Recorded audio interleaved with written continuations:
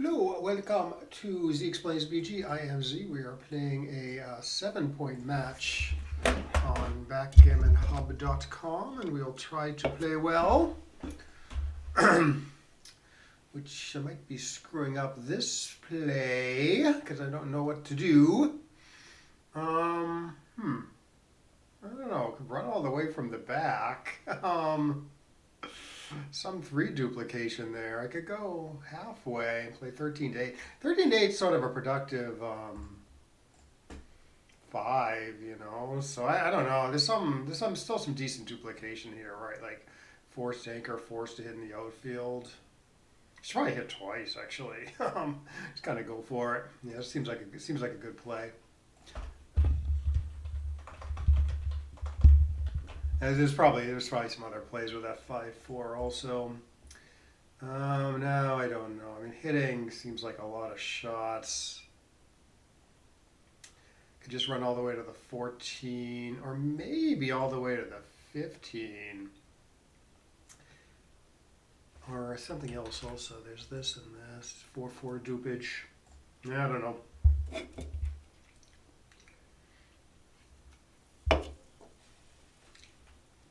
Okay, should make his anchor. And then play 13 to 8, I believe. Seems like a good play. Well,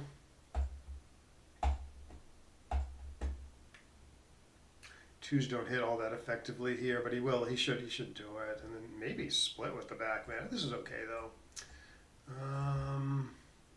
Okay.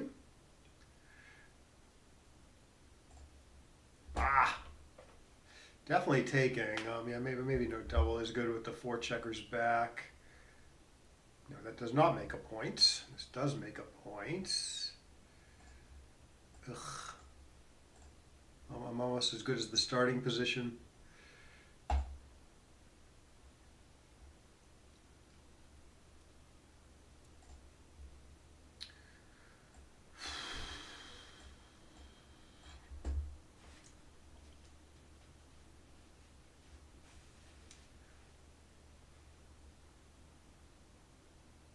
I'm going to play where he makes the 10. That's probably better. He's down in the race, so maybe he wants to stay back a bit. And the 10 point seems like a pretty valuable point. So I think this is a good play. And then I don't know what a good play is here. Splitting looks a little bit dangerous. This is such a bad 6 though. Ugh. I mean, I'm going to do this and hope to survive because everything else is just purely bad. A little duplicated. Hit twice or make the 4. Looks like he's going with the hit twice play. Ugh. You got to hit twice. This is like almost as many shots probably.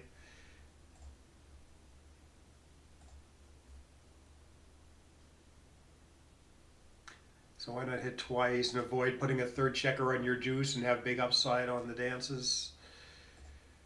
All right, this is good. Okay, so this looks pretty clean. It's probably a similar number of shots to this actually, though. Huh. Hits are more painful probably.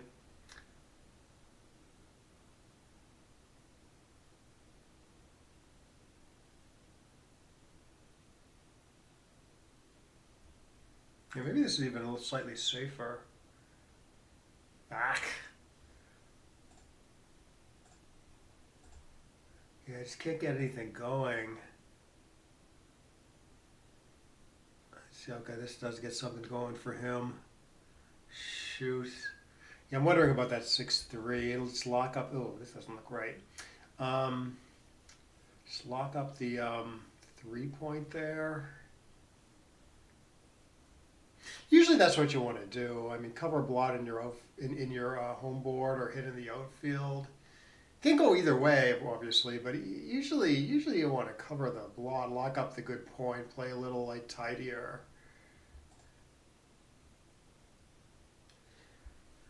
All right, he's playing on for the Gammon here. Could get back in it though with a good hit. Good hit number.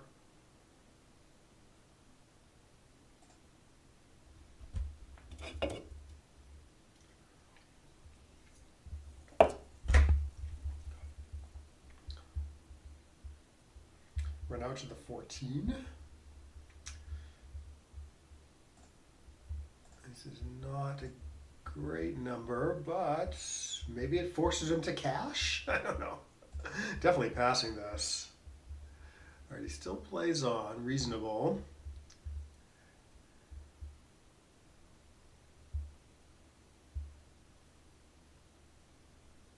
So that's forced. Yeah.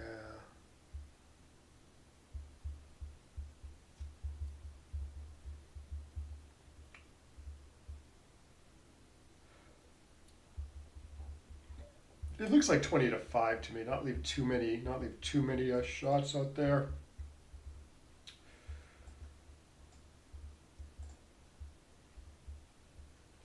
What's going on here?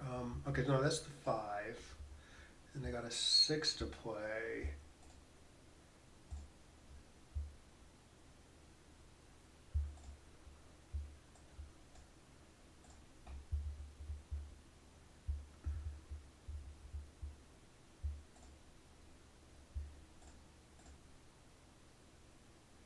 That doesn't play good. I'm loath to play 6-1 here. I mean, I still kind of want to try to actively contain these checkers. Oh, don't double me, thank you. Like so.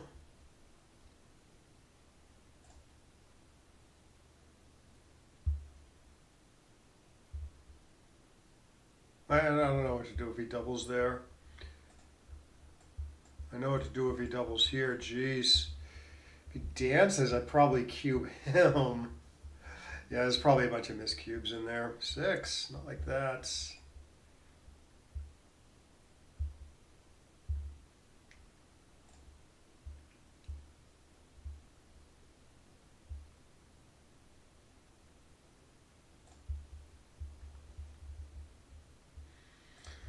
All right, back to 2 good. Maybe. Good crack.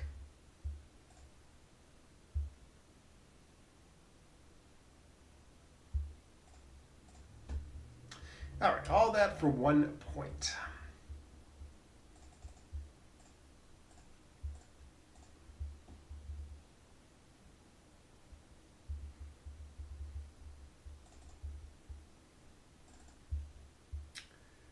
All right, so 2 squared to play, or I just play all positional to the 9 point. That looks fairly attractive. Assuming I don't get hit, which is kind of a lot of shots. This doesn't look that good either, though. Safer. I'm gonna go with my gut here. Okay, sort of got away with it. I assume he's making the 3 and the 5. This doesn't. Yeah, this is probably might be a good thing to come up, but it's not worth forgoing. Good asset on the other side of the board. So this is correct. This is correct, I believe. And then maybe I could cube this. I mean, got a clear edge here. I can just prime him, or I can prime or escape and be looking pretty damn good. It seems like he has so many ways to win this. This is quite a big take. But yeah, maybe I still have enough.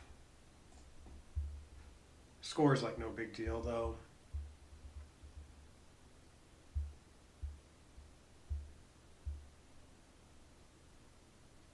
You should find some sort of hit play, because I'm about to prime. I'm about to prime him like crazy here. Make the 4 even, or even the 3 point. He's kind of stuck. Okay, this I'm not too sure about though.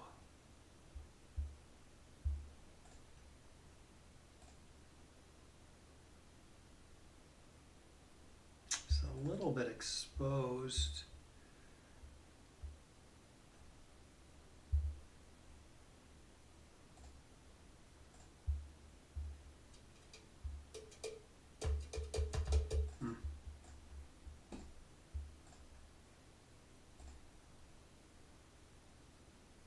I'm going to try this.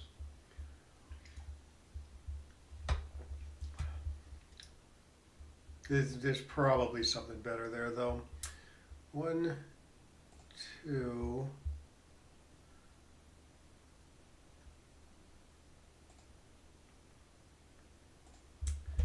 Maybe I hang back so it's less convenient for him to attack me.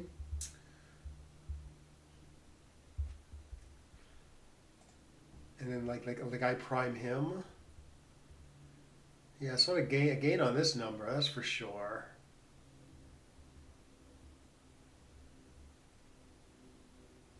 Yeah, probably pretty decent play there.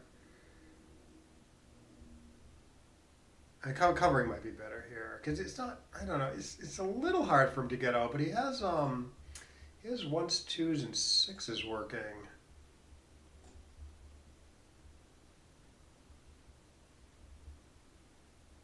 Good. Good.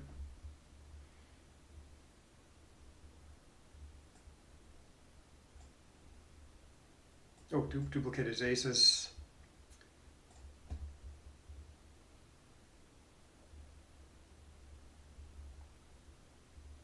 That's sort of a common theme when the guy's not at the edge of the prime, but he needs an ace to step up. There's often some ace duplication play in the outfield. So that's something to watch out for. So you leave him aces to step up and aces to hit somewhere.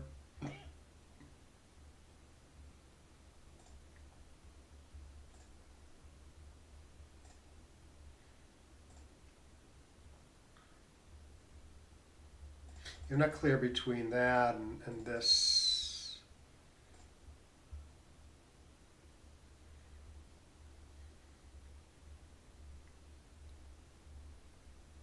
Yeah, maybe I'm like overrunning the position a bit if I don't do this.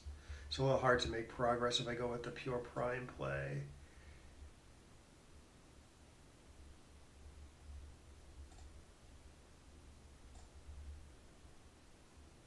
Gonna lose this. Crap.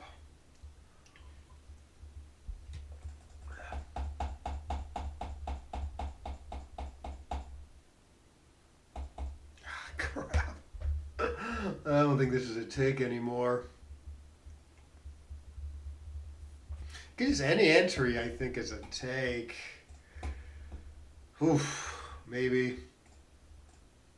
All right, actually, let's go play a little gammon go here at this 0-3 score.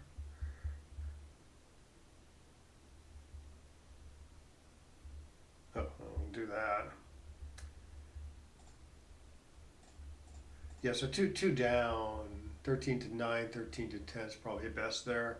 A lot of duplication. The hit numbers and the point making numbers are largely the same. Or maybe could have considered cubing that. Now this is a big pass at the score. I wonder if I missed something there.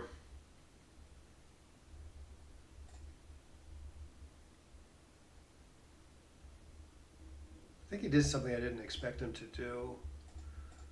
Huh. So that happens sometimes. You know, you see your opponent's play. You think, oh, we're just going to do this and this, and he does something else, and you can't adjust right away. And so you might miss a cube or something.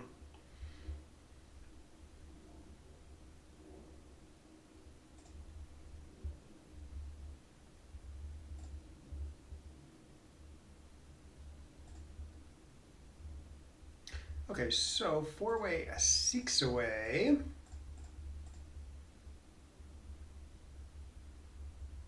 You should come in and hit. Good. Don't have anything yet. You just can't hit with. Oh, I can hit down here, which maybe you should do. I don't know.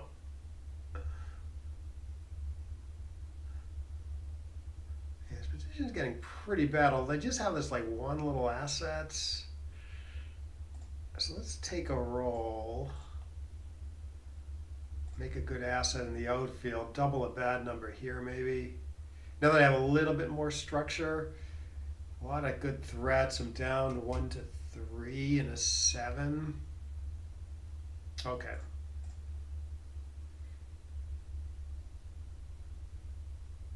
Oh, you passed. Interesting. Yeah, I would have taken that.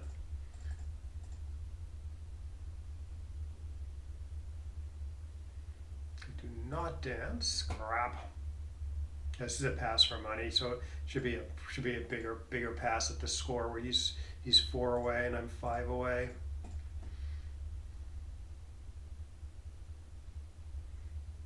Because double gammons are very valuable for him there. Okay, I think I don't make the 4. Could make the 9 or safety the guy.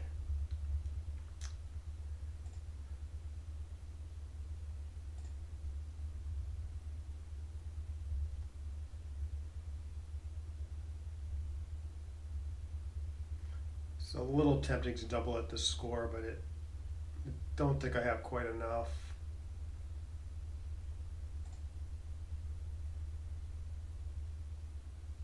I can make my 5 point, leave him a double shot, or just play 17-9.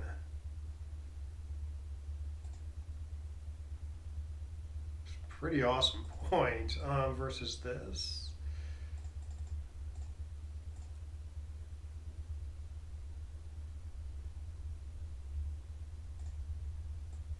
Good.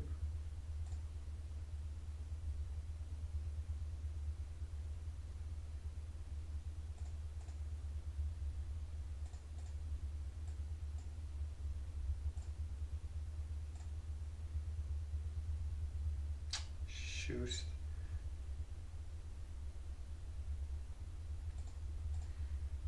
Nice. Okay, should be splitting here. He likes it. He is up in the race a little. All right, dance here. I'm gonna cube him. Here, I don't know if I'm really winning.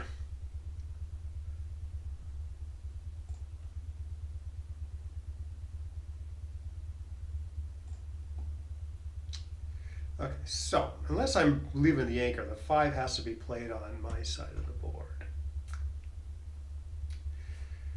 I could try to do everything, and there is some 3 duplication.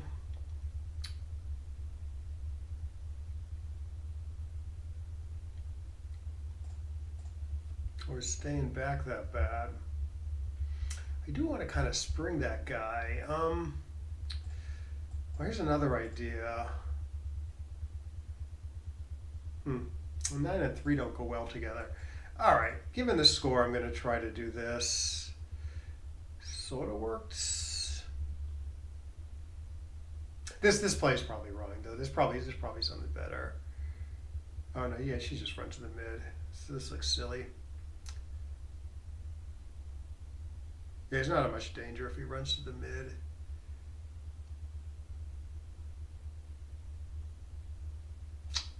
I mean, I still got 3 guys trapped a little bit, but I'm about to make really great structure at this 5 away, 3 away score.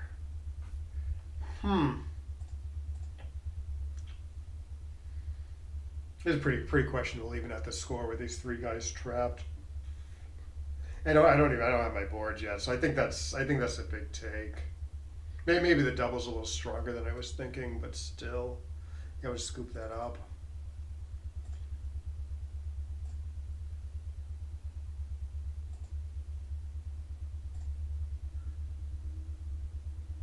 All right, so we have 4 away, 3 away. I would be very aggressive with the cube if I reach a gammonish position. Not this aggressive.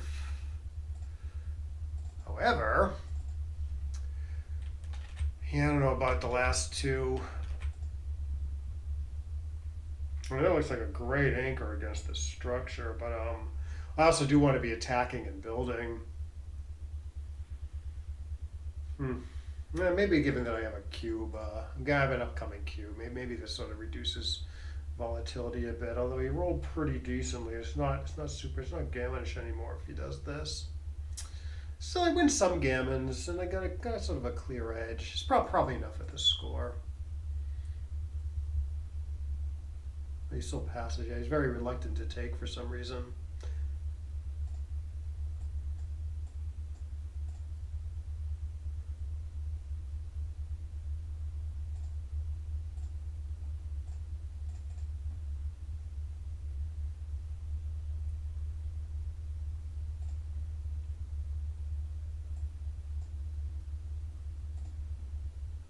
I wonder about 20 to 9 there also. Okay, might play some crazy back game.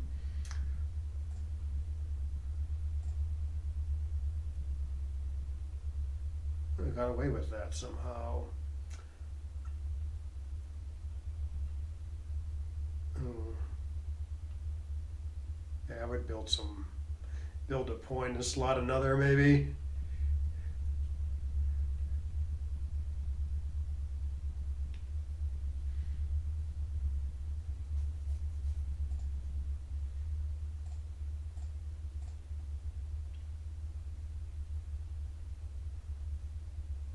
Make the 21. No, he's going all in on this 1-3 game, it looks like.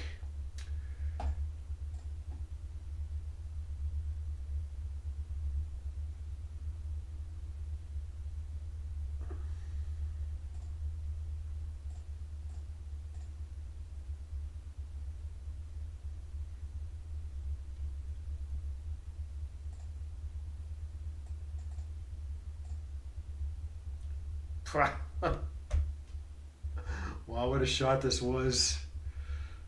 Maybe make the 4 there.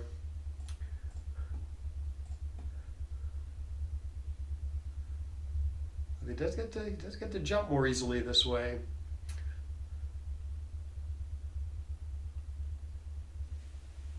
He's gonna slot, try to keep all 3 anchors.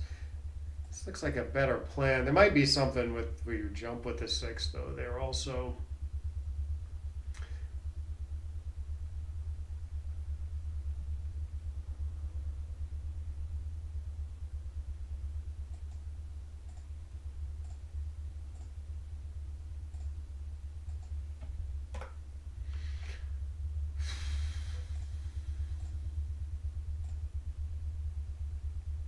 Hmm?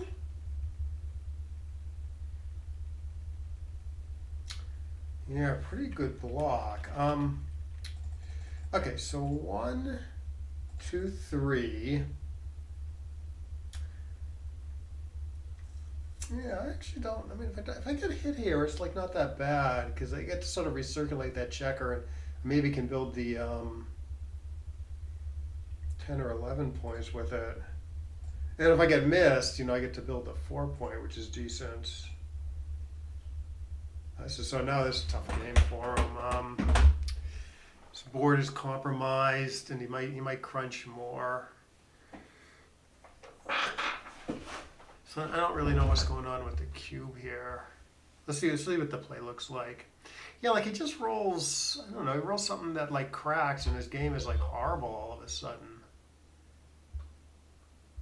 All right, I'm gonna try cubing this and see what happens. I suspect it's still a fairly solid take. Maybe he'll pass again. I feel like he's gonna want to play this one though.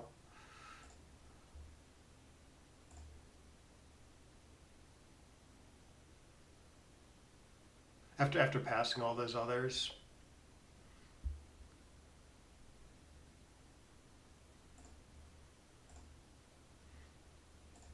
It's like in poker where someone like folds a few times and then they're gonna call the next one because they're sick of folding. Um, and they might think, oh, the guy thinks I always fold, so he might be bluffing. But anyways,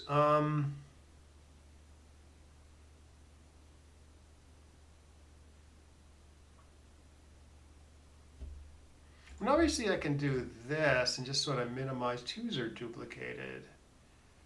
Yeah, I guess this is the plan. This board's like pretty good. Maybe I should respect the board a little bit. Yeah, he's sort of appropriately trying to use the board. So that's probably a good play. Although I don't know. I'd have to look at it. There's other plans there, obviously.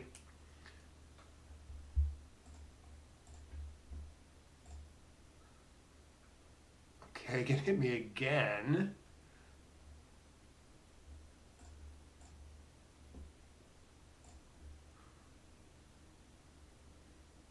I don't know whether I hit him off the ace or not. So that's the one. So it keeps it from making the second anchor sometimes. The second anchor, I mean, he's going to have a real game if he gets that second anchor, you know? He can still get one, though, or obviously hit me.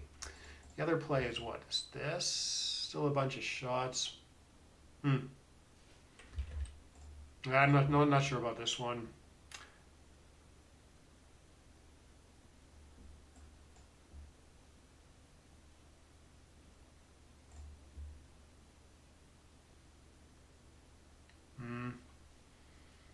I could have made that point.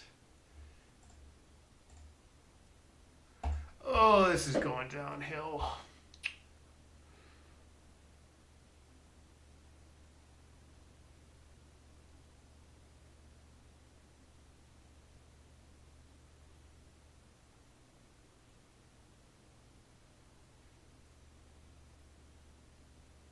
If he plays, yeah, that would probably end up doing this also. If he does the other one, he's in big danger of crunching. Okay, so he's got sixes out, which are kind of tremendous for him. With the hit, so maybe I keep him blocked.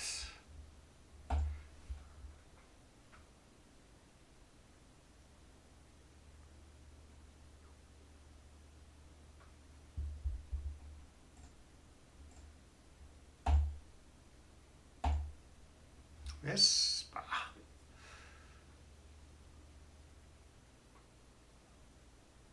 Okay.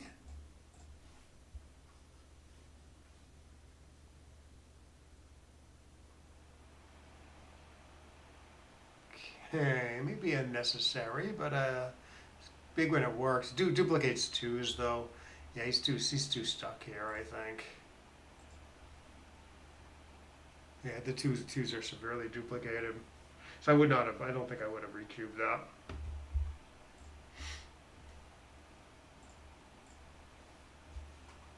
That's a good roll. You should just pop out, good play, and I should roll a 6.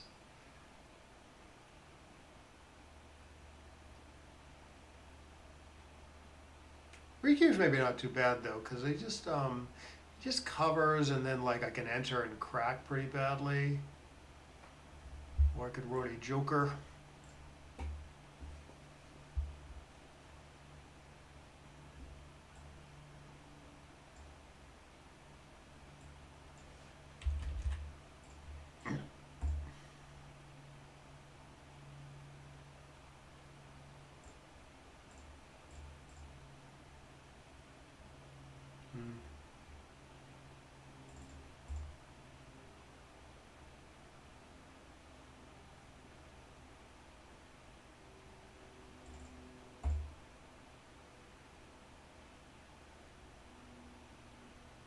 I don't have to leave him anything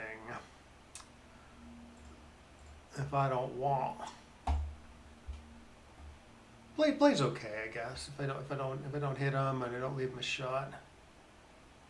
If Gammon's counted, you know, you'd have be more incentive to hit there. Now it's getting pretty gross. Not too bad though.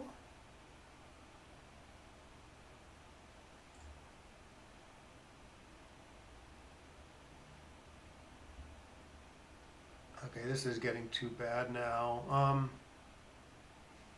Yeah, maybe it's time to pay. This is getting pretty gross. Bad for the race. 12 shots.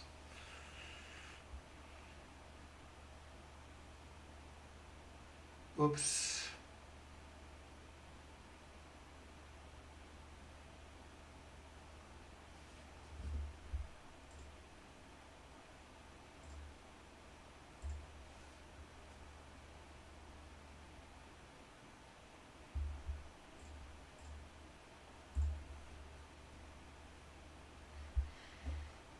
Six.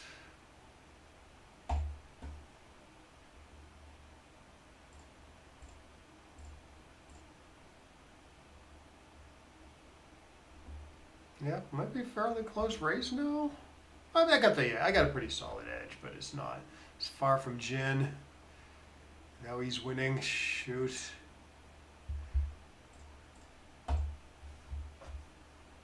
Yeah.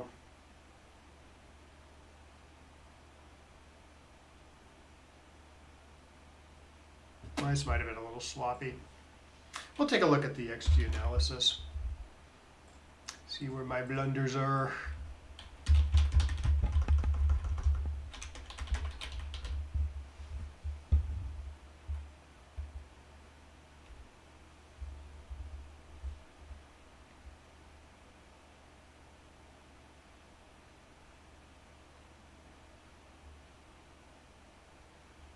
That's nice. It says enjoyed. Thanks.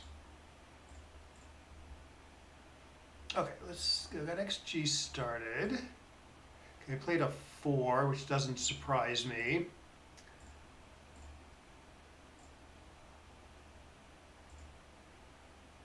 Yeah, there's definitely some stuff I felt. There's definitely some stuff I felt like could be blundering on pretty badly.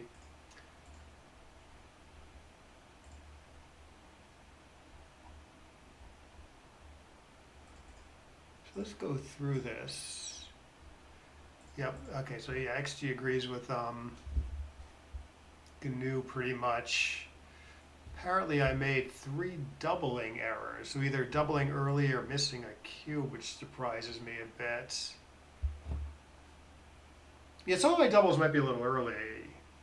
I'm gonna guess 2 early doubles and 1 missed double, but we'll go through this.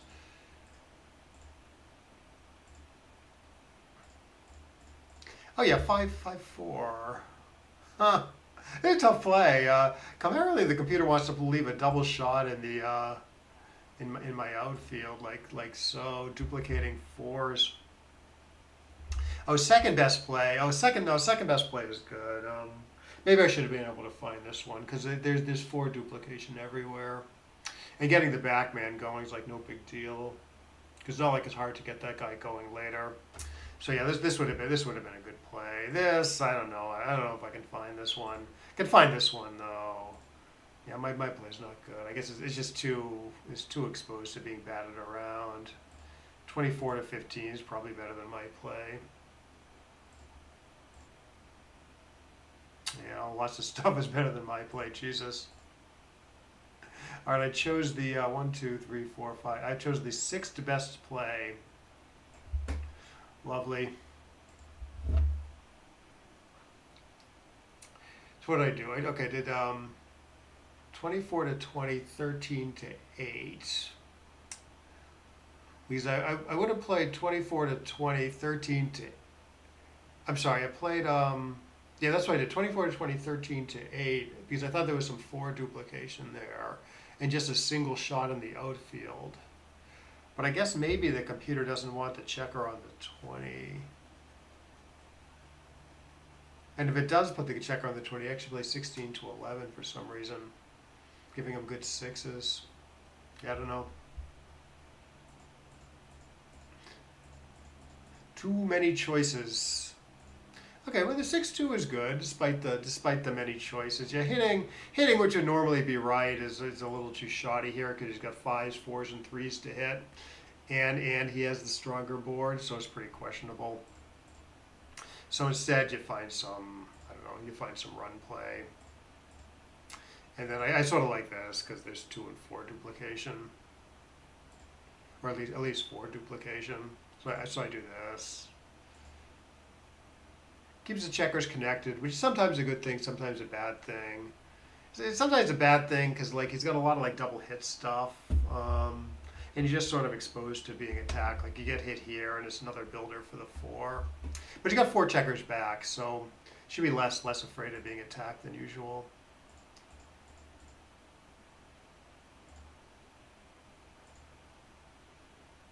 So many blunders did I make? I made two checker play blunders, which I'm sure we will get to.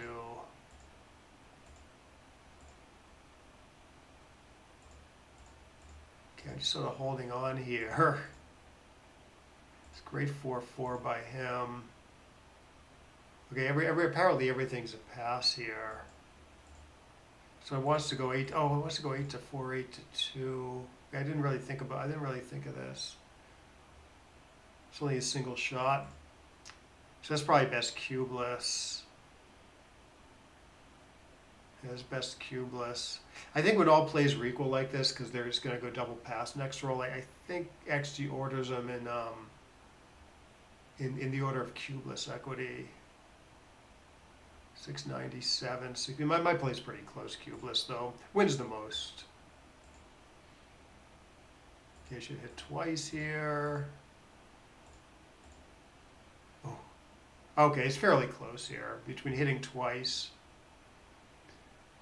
leaving I think only 11 shots, maybe 12 due to 5-5. Or you can make the right play and leave similar number of shots probably. Maybe in slightly more shots. But obviously you're locking up a decent position. So like I said, usually that's right. Usually you want to lock up the position as opposed to hitting the other guy in the outfield. So by default, I guess you do that if you don't know what you're doing, which I didn't. Yeah, okay, it's too good here. Fine, reasonable. And now it's double pass because I have an anchor. Borderline too good. So I pop out. It should go double pass again. I'm glad he didn't cube these things. I wouldn't have totally known what to do. Here, even here. I mean, I make a decent play with the 6-5 where I hit twice. You know, give myself like a real winning plan. Forming a counter prime and still maintaining the ace point game. And apparently it's a pretty solid take after I make the right play like I did, but I wouldn't have been totally sure. Like he hits me with a 5. He's too good again most of the time. Centers twice. I guess when he enters twice, if he can't hit with that, I guess I still have good chances there. And of course, he could dance with 1 and then have an easier time. So maybe I could find the take here, but it wouldn't have been immediately obvious to me. Say similar stuff here, although here the take's a little easier, I guess. Oh, what did I do? Oh, I really screwed this up somehow. Yeah, no, I figured my play was wrong. I didn't think there was a real standout play though. What was I looking at? 18 to 13, 16 to 11, 6 to 1 squared.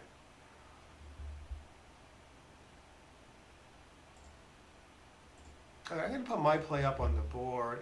Okay, so I'm giving up the midpoints and leaving him 5 crushing shots. So that's pretty bad, right? Leave him 5 shots against this board and give up that asset in the outfield.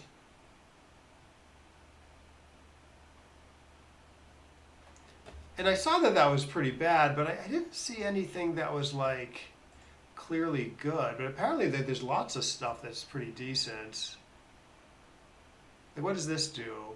Okay, 18 to 13, 16 to 11, 6 to 1 square. So we can put it up on the board. Yeah, this is actually more shots than my play, but it keeps the midpoints. So one nice benefit, it blocks 5-4 nicely. You know, White has to crunch his board on a 5-4. Because the midpoint's pretty valuable. It makes the ace point, which isn't great, but I mean, it's better. It's probably better than the stack on the 6. And then, okay, I think I did see making the 3 also. I don't know why I didn't do this though. 6 shots. Oh, I was enamored with cracking them on like 4-1, 4-2. That's why 4-4.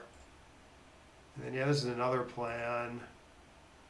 Yes, this looks okay too. It's only two shots, and 6-6 kind of wins anyways. Yeah. Now part of the reason why my play is so bad is it gives them an efficient cube. So cubeless, this is quite a bit closer. It's like 0.1 something as opposed to 0.3 something. But still, yeah, this structure is pretty bad, and it gives up that nice midpoint.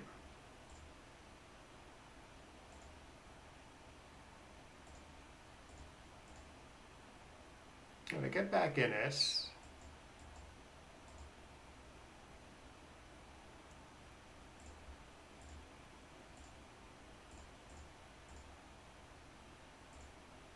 I got a tremendous 6-3. So I assume we should be hitting with the 3-2 here. Yeah. Okay. And then everything's double pass again. Plays are close cubeless. How big a pass?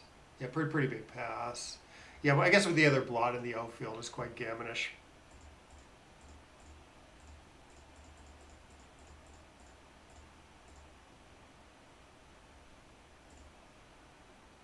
Okay, this is close. So you're always making the 7, it looks like. Oh no, there is a pure blitz play. But if you make the 7, you can either make the 2 or play more positionally, 21-9. And those are fairly close, although it likes the pure positional play like I did. This other play, which I did see, but it looked like, I don't know, it looked a bit optimistic to play this way. So I go with just nice solid position. He builds good stuff. I build great stuff. He plays all stodgy, and then yeah, my double's a little early, somewhat early. I wouldn't have doubled this at like 0-0, but because there's some gammons and I'm down in the match. Oh no, I'm sorry. No, I would have. Well, I might have doubled this at 0-0, but I was thinking of a different score. Yeah, score is quite money-like still, I would say. So I shouldn't be super aggressive. 9-5, staying all the way back, staying out of harm's way. Yeah, I step up thinking about escaping, but like later on, I sort of got the picture where you can just kind of hang back, stay out of harm's way, and just try to build a prime because your timing rates to be much better. There's this old saying. It's not a great rule of thumb, but it applies in some cases where you want to try to prime. You want to prime an anchor, and you want to attack a blot. Right. So here I have the blot. He has the anchor. So that expression says, oh, I should keep myself out of like attack range, make it inconvenient for him to attack. And then play in such a way that I can build up a prime against his anchor. So that old expression would lead you to the right play, as opposed to trying to escape. And I got the picture here. Okay, maybe I should stay back a bit, and not step up to the 23 and try to build a prime. The problem is I chose the wrong play that does that. So what did I do?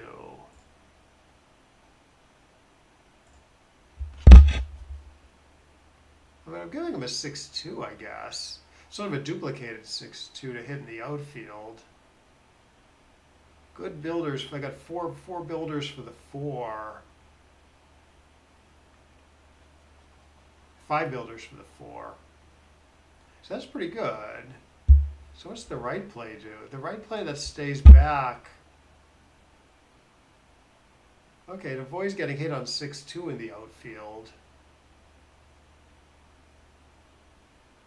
worse builders though. This is it the fact that the sixes are duplicated after my play?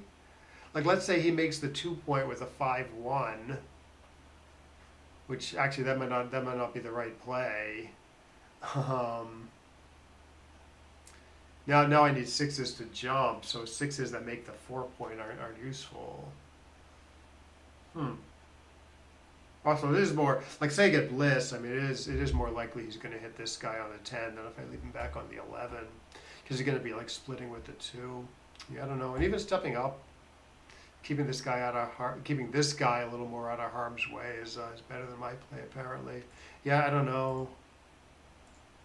Okay, yeah, he does roll the 5-1. Yeah, he does correctly hit and split, as opposed to building his 2 point and he's getting primed worse than me. So that was a good play. I do get to enter. Oh, and then I kind of crush him. Duplicating aces, good.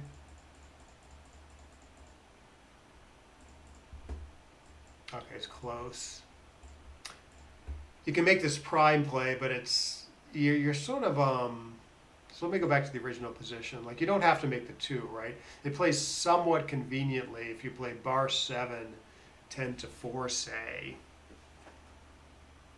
Or you could, I guess you could play 7-1 with one of them. So it plays okay. You keep your 5 prime. He's not at the edge of the 5 prime, but the builders are getting a little front loaded. It's getting a little hard to make the 6 prime. So at some point, if like your builders are getting like too advanced, that's when you start going like brute force like I did. So I've seen this theme before. So here's quite close. Like if it was a little more advanced, this would be correct. And if I was a little further back, the other one would be correct. And as it turns out, it's pretty close. And yeah, down in the race, huge. I got to go after him, and then I just dance, and then he correctly cashes. Yeah, you can double this at the score, 0-3, but it's close. And then I just overshoot my market, but it's not quite too good, likely. Good.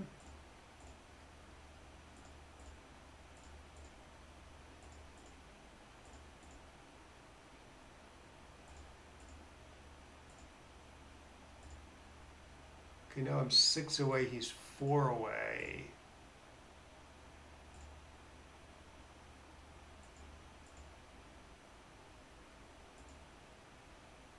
This is a little light. It's very volatile though. Yeah, I knew I wasn't winning by that much. But I do have all these nice hit numbers and better structure than him. But it got rewarded, my bad double got rewarded by a pass. Yeah, huge pass at the score, be closer for money, 4-4. Oh, it doesn't even build the 9 here. So obviously you're hitting with the first 2, and then you're playing, well, you can make the 4 point, which isn't bad with the guy up on the roof. Usually you don't want to give up your 8 point to make your 4 like that when there's other productive stuff, like making the 9. Although here I only have 4 checkers on the 9, so maybe that's some indication that making the 4's arguably better than making the 9. Although to be honest, this still looks better to me. But no, the computer just wants to leave no direct 5 in white's outfield. Get to build a point next turn when you get away with it. Okay, good. Yeah, this is close. Was not sure about this. You can make an awesome point, but it's a double shot there, right? So you can just do this, maybe make a point next turn.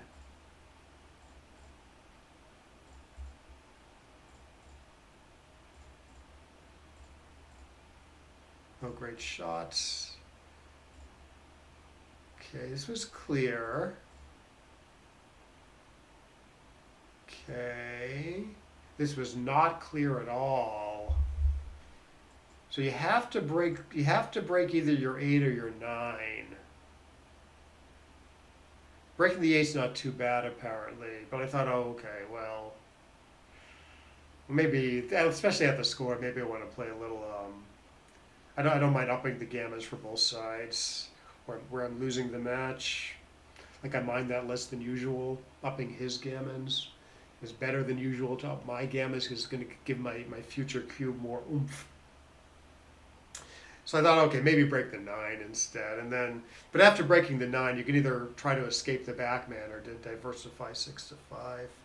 Computer prefers diversifying 6 to 5. This is like a little, I guess this is a little exposed. He's happy to attack here sometimes. Well, I remember what I liked about this. Yeah, the threes attack and they hit on the other side of the board. So there's decent 3 duplication here. This was a weird play. Okay. Yeah, down. Yeah, you don't double this at 0-0. This is the score I was thinking about earlier. But is this okay to double this somewhat gammonish position down? 5 away, 3 away. He does pass again, which seems weird.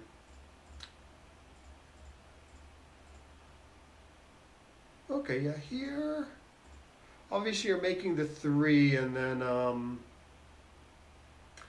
you can either make the 10 or the 21. Computer very much prefers the 21 against this nice structure, even cubeless. Okay, then apparently I don't have a cube here yet, but it's close. I'm only doubling. I mean, you could be very aggressive at 4 away, 3 away when there's some gammons. So again, this the score base. It's only close because of the score. Okay, now we're 3 away, 3 away, and we get this interesting backgammon type game. This surprises me a little bit. I did see the 1 and 3 duplication after this play, whereas 1s and 3s to hit, and now 1s and 3s are among the numbers that really fill in his good points on the other side of the board. So I think that's why the computer likes this.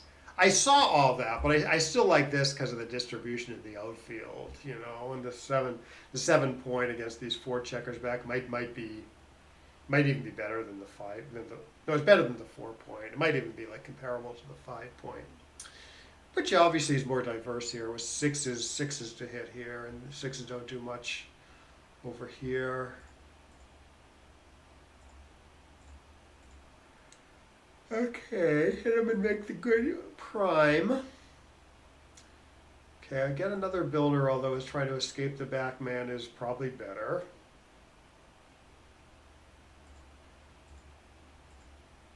So I don't really get. Okay, he's doing, he wins this 40% or so. So before the roll, yeah, he wins this almost 40 with this back game that's maybe going to be decently timed. So I cannot cube yet. Hit him twice, trying to build up a prime. It doesn't work. I probably would have made the 4 here, although his play is better for escaping, not getting trapped, so it's good.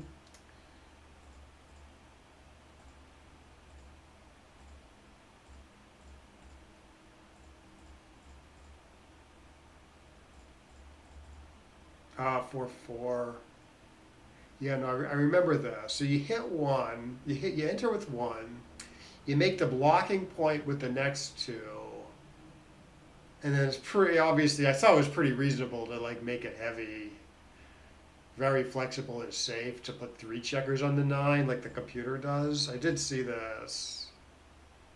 Then I was thinking, well, I want to fill in my 4 point, and I don't mind getting hit that much, so why not?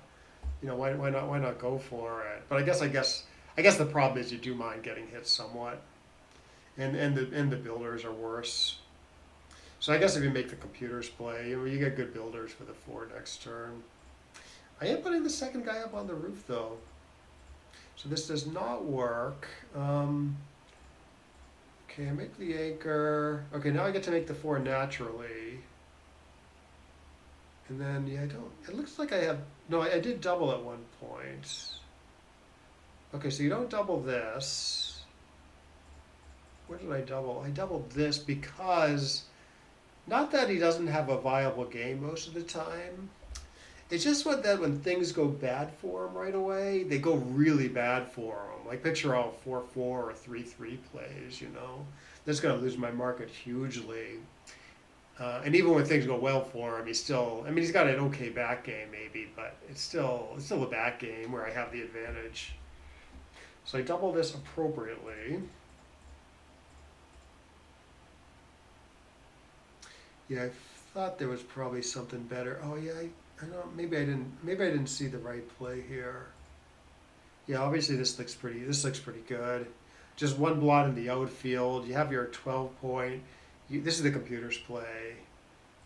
So it plays 16 to 12 and then 20 to 15. So it's all builders alive for making the 11 and the 10 sometimes. Yes, this is a good play. So what did I do? Yeah, this is not a good play.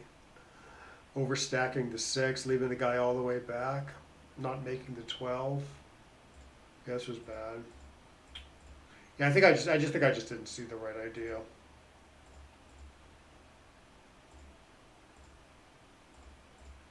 Oh, the 6-1. Oh, 7 was 6 to 5. Oh, that's cute. I wish I saw that. I probably would not have done it. Okay, so the natural thing, 18 to 11. This is probably wrong. It's probably wrong because you're kind of giving him a free shot at a second anchor where he can just roll an ace and have like this decent 1-3 game. Or, he rolls, I don't know, 5-4, 5-2, 2-1, stuff like that. Also makes a second anchor. Yeah, 2-1, he was probably supposed to make the 23 and not hit. So you're giving him, so it's a common theme to say, okay, instead of like letting him make the second anchor on a good roll, give him a tap. Give him a tap on the ace point here. It's pretty bad getting hit, obviously, but if he don't hit and he rolls an ace, it's pretty bad also. So you do this, try to deny him the second anchor, and then the computers. I mean, one computer choice is like this, pretty crazy. 2 on the roof. Even when he rolls an ace, you might get to make the 5 point if you do this. And obviously, it's good on the misses. Anyways, round and round they go. Oh, 6-1. Okay, making the 5 is bad here. Escaping is good. Escaping is good. Dancing is bad. Oh, yeah, this is... Huh. Oh, he's losing. Jesus.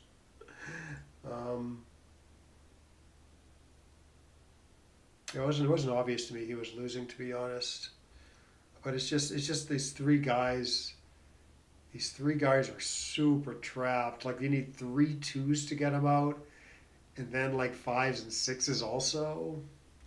And he hasn't put in his board. He hasn't put his board together. The reason why I thought it might be okay is, okay, he fills in the point, and then I enter soon, and then I start cracking. But I guess I still have some time, even when I enter right away, with these 2 checkers to play with. Yes, like I'm winning here.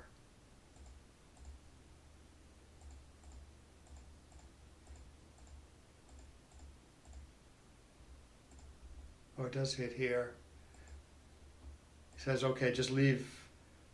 He says, okay, it's a little hard to come home. Leave the shot now while you can hit.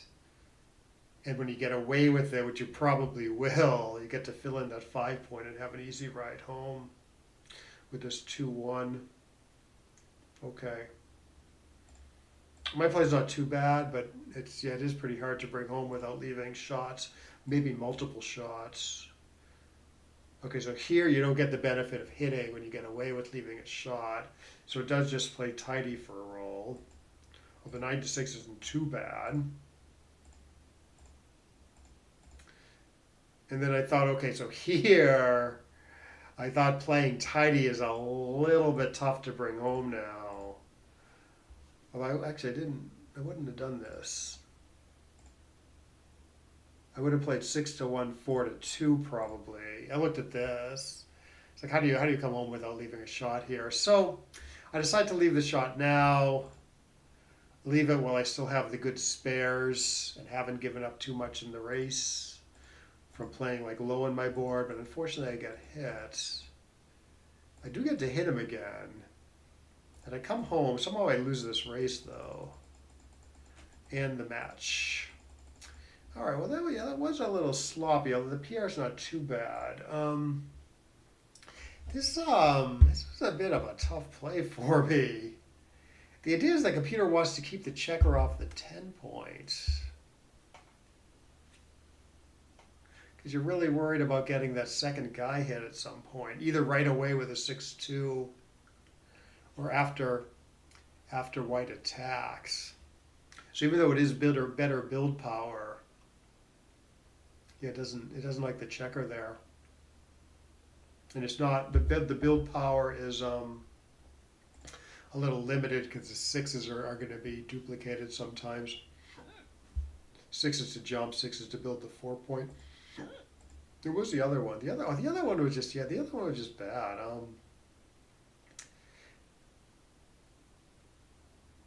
I wonder if I thought that 16. I think maybe I thought if I left the checker on the 16 point, it was a direct shot out there. That might have been why I got this so wrong. No, I didn't. No, I did not think that. But I did not take a good look at the right play or even like the second best play. Just play solidly, keep your midpoints. Or this quite different plan, of making a strong board. Or even this. That's terrible.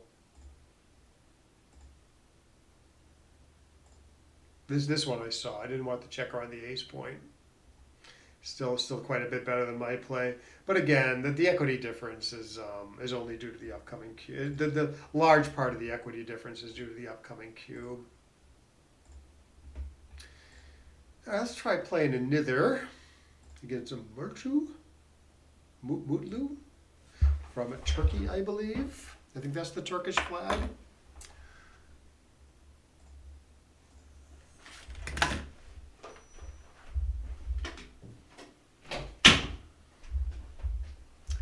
All right, good match to my opponents, who I think I have played a few times before. Seems like a nice guy.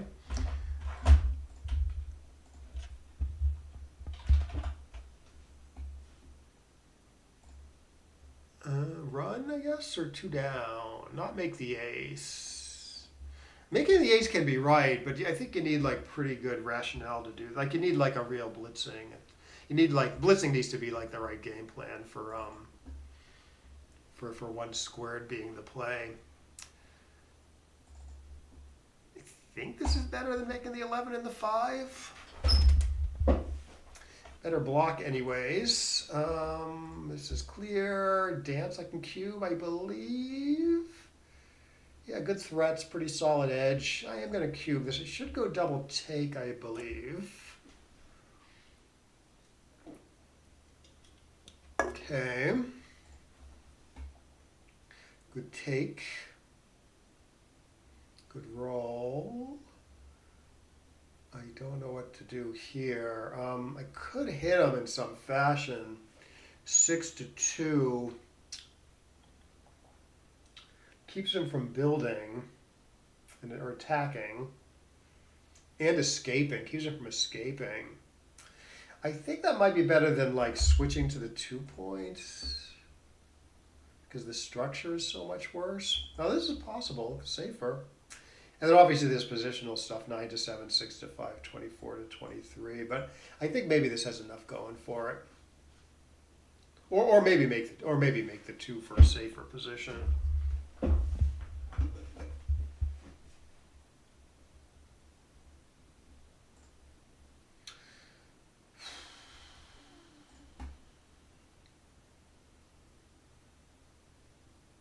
Well, what's he gonna do here? Make the 7.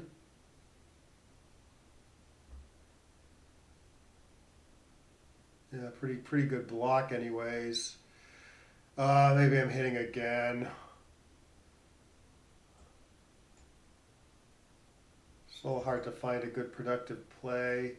I could spread builders 7 to 5 here.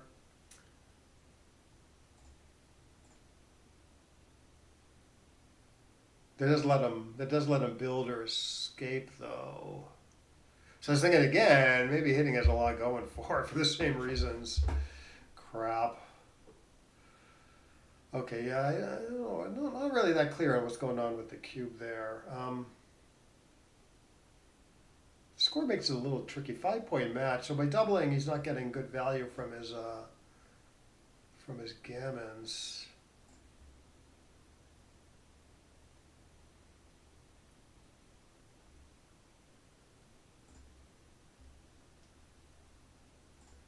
How about this? Most of the ones already hit here. There's more blots though.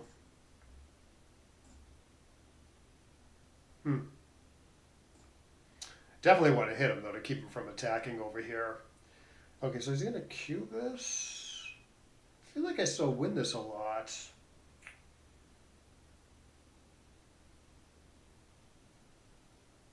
Okay, he doesn't cube. He doesn't put me to the test.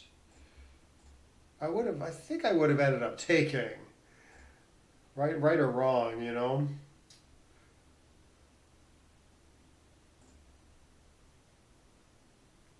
No, I'm passing.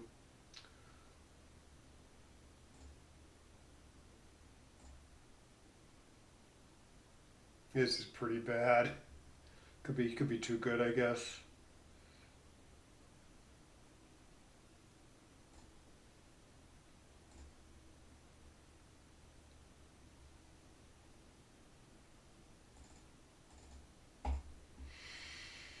Hmm.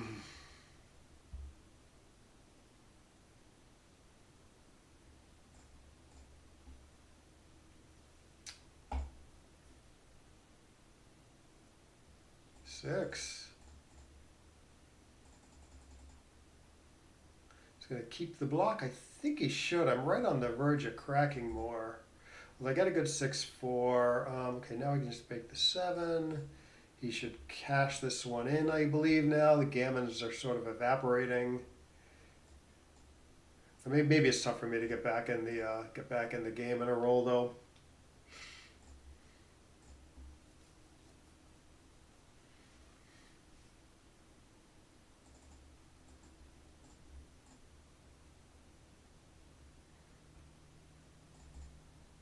Nice. All right, 5 away, a 3 away.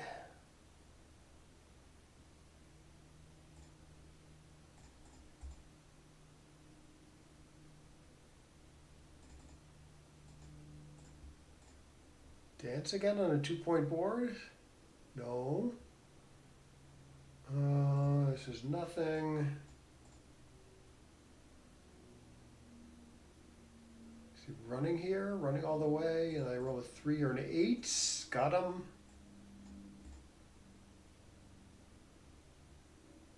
Oh, what's he gonna do? Oh, can I cube this? Because it's gammonish and I'm down 0-2. Yeah, I could certainly lose my market huge. Hit dance or something, hit twice.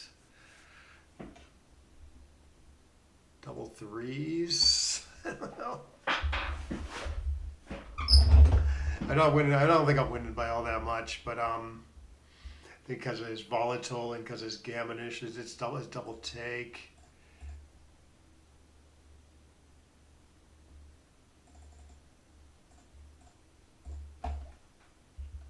I think he was afraid of being gammon there, I guess.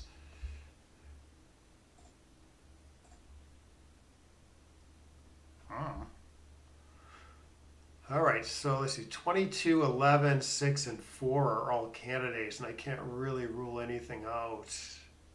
Sort of nicest positionally, maybe. So a lot of shots.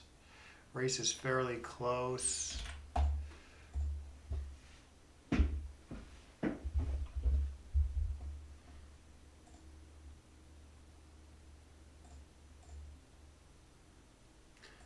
let's hang back and build the board. We are down in the race a bit. This looks like a decent try by him.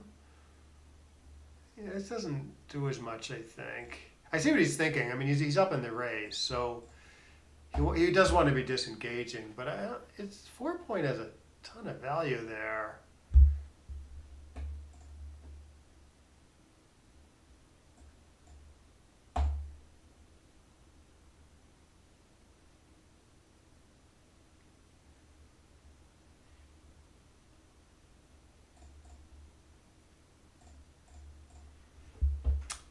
I am taking this stuff.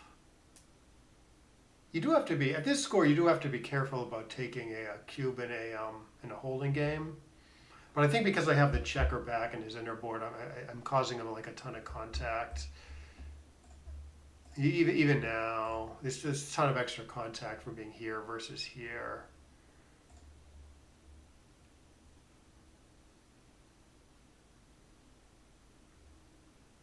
It's getting a little scary being there. Yeah, you should play 8 to 6 there. Get the other builder, kinda. Right.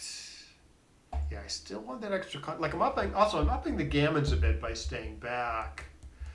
But that means it's harder for him to get into like a good cube if the gammons are upped. Okay, so I got to make some sort of concession somewhere now. Maybe it's time to move that guy now because I do get to build my 2 point and keep my midpoint. Oh, 13 to 7, 13 to 11, I think is a real play at this score.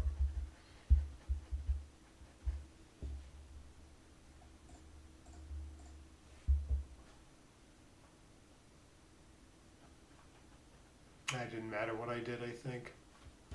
So I'll double pass now. Excuse me. Okie dokie. Okay, 3 to 1. So 4 away, 2 away.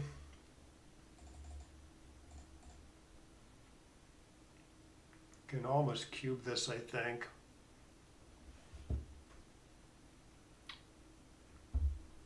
Yeah, his position's a little messed up. He should have split there with the 3.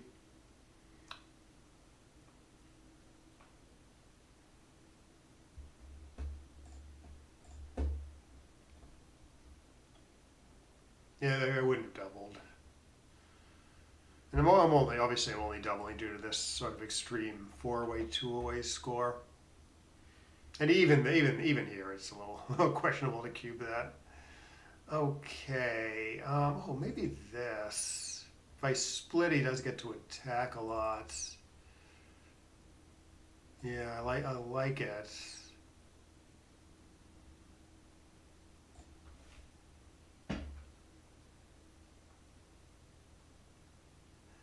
It can make the 5 pretty reasonably. I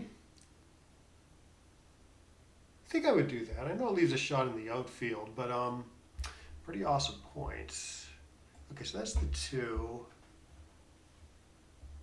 And that's the 5.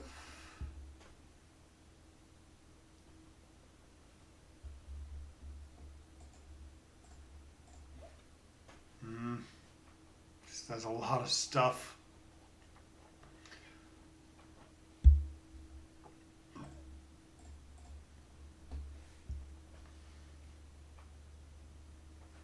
All right, pretty diverse here. Good.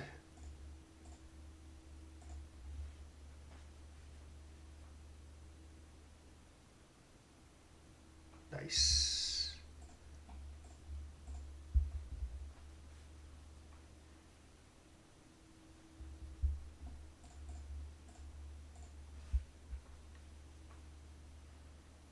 What's he doing? Making the 2 point or making the 4 hit loose on the 2? All right. I'm thinking about this. Trying to pick up another checker. Problem is, I could actually crack. So I don't know. Maybe I do this, and then I can still maybe go after a second checker by like hitting him loose, or even this. This is okay. I mean, if he wants to hit me with a 1-4 or something, it's not like he's going to crack me that much. Because I got all this time. I got all this time in the outfield to play with after he hits me, and then I enter. Oh, what is this? Nothing good.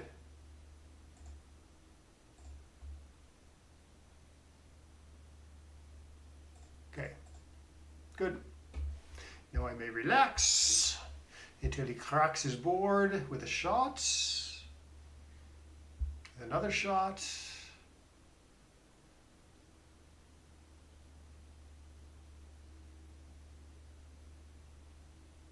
It's going to be hard to pick up another checker now.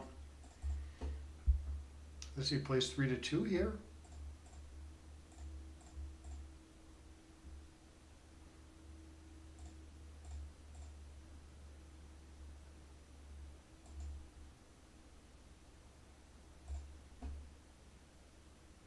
I kind of want to do this, but I don't think it's right.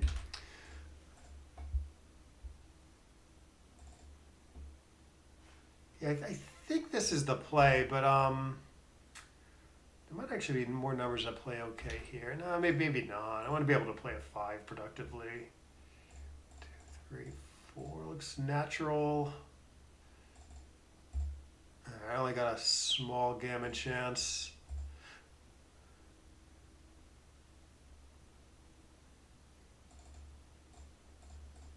I'm also a hair worried about the race, so I am taking a little bit of chance here to bear off a little faster.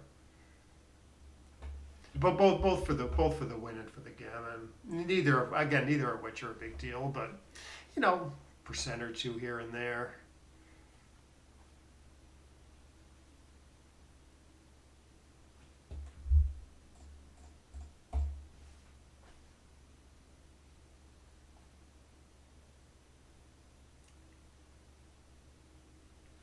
All right, 3-3.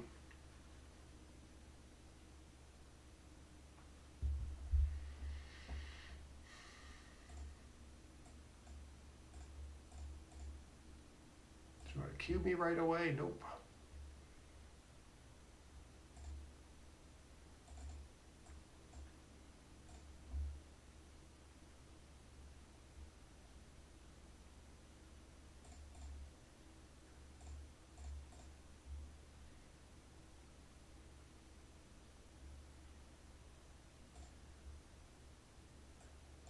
Ooh, not this. I like this. It's a little hard for him to hit me, not leave a ton of shots. I mean, I do actually lose my market, I think, if I roll 5-5 and he rolls badly. Maybe. But I don't know, he maybe has a bigger chance to lose his market than me if he doesn't know what he's doing at the score.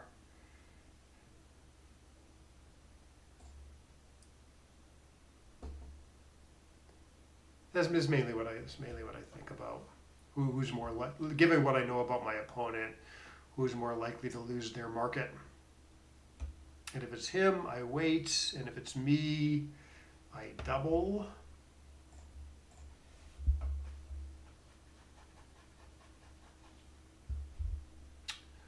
It's probably not this.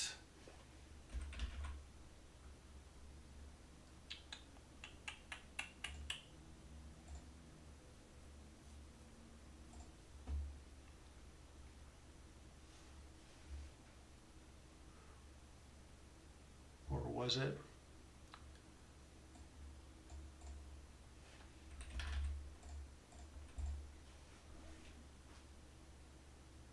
Alright, this shot are very awkward. Ugh, this is too awkward. Alright, maybe I'm doing it now, because this is getting pretty gross. Score's pretty bad. Still up in the race solidly. 21 pips.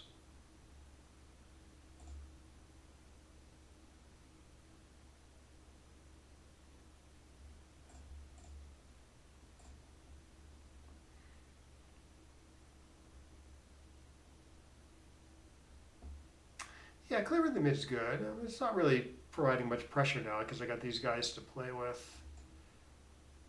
Two. I don't know about this four, but it's better. It's best for the race. Just doesn't save a second. Doesn't save two sixes. Only saves one six. See, now I should save a six. I think. So I can play a six safely now if I leave this guy here. Because it looks like maybe that's a big deal.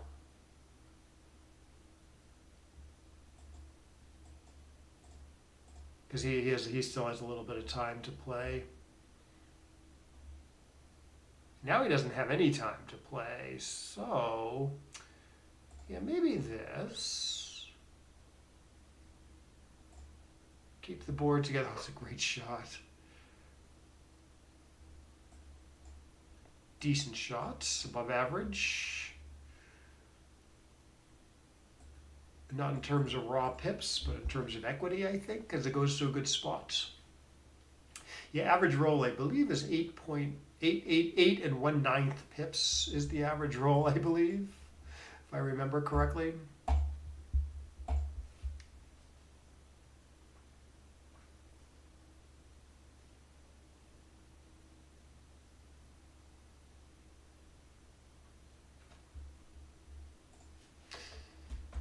All right, looks like we're gonna win this one.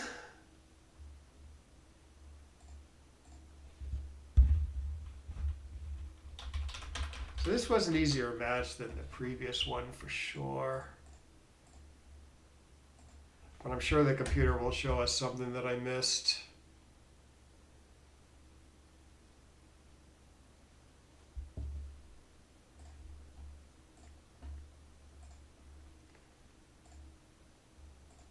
Oh no, I played that one quite well. 1.4, sweet.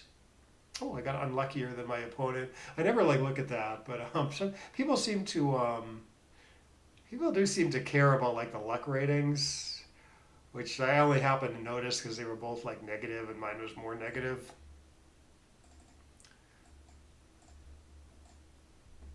I just never think it's not useful information. It doesn't the PR tells you useful stuff. The errors tell you useful stuff. Your luck doesn't really tell you anything useful, I think. It's just there to say, oh, you got unlucky and you lost, so maybe you feel better because you got super unlucky. I don't know, but people seem to care about it.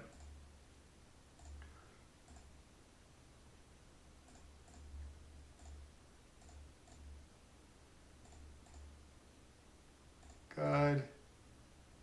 Good.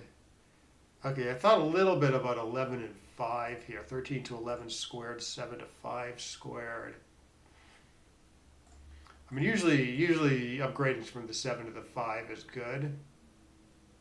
It's usually an improvement. But it doesn't make a lot of sense here. Because now you have your 11 and your 5 point, which don't really go great together.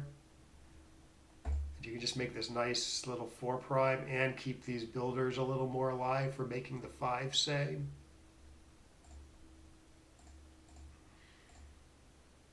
His 6-5 looked a little weird to me. Not that it plays good anywhere. Yeah, there is, I guess, something a little better. A couple plays a little better at least. All right, yeah, good double. I would have taken this also. I'm a little surprised it's a pass. I mean, it is quite gammonish with the 2 white blots in the outfield. I mean, I guess that's the key.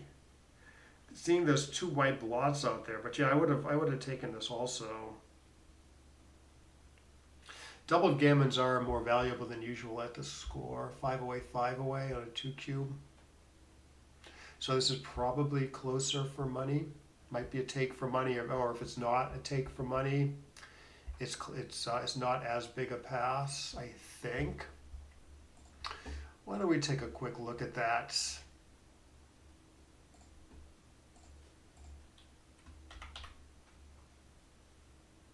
Score-based eval is the plus eval. Money eval, yeah, money eval is almost a take. And it's because of the gammon situation. It's very gammonish position, right? 30% gammons. And the gammon price is higher at 508, 508 for a 2 cube. So you can actually go to analyze cube information, put the cube on 2, and then look at gammon value. See, it's 0.655.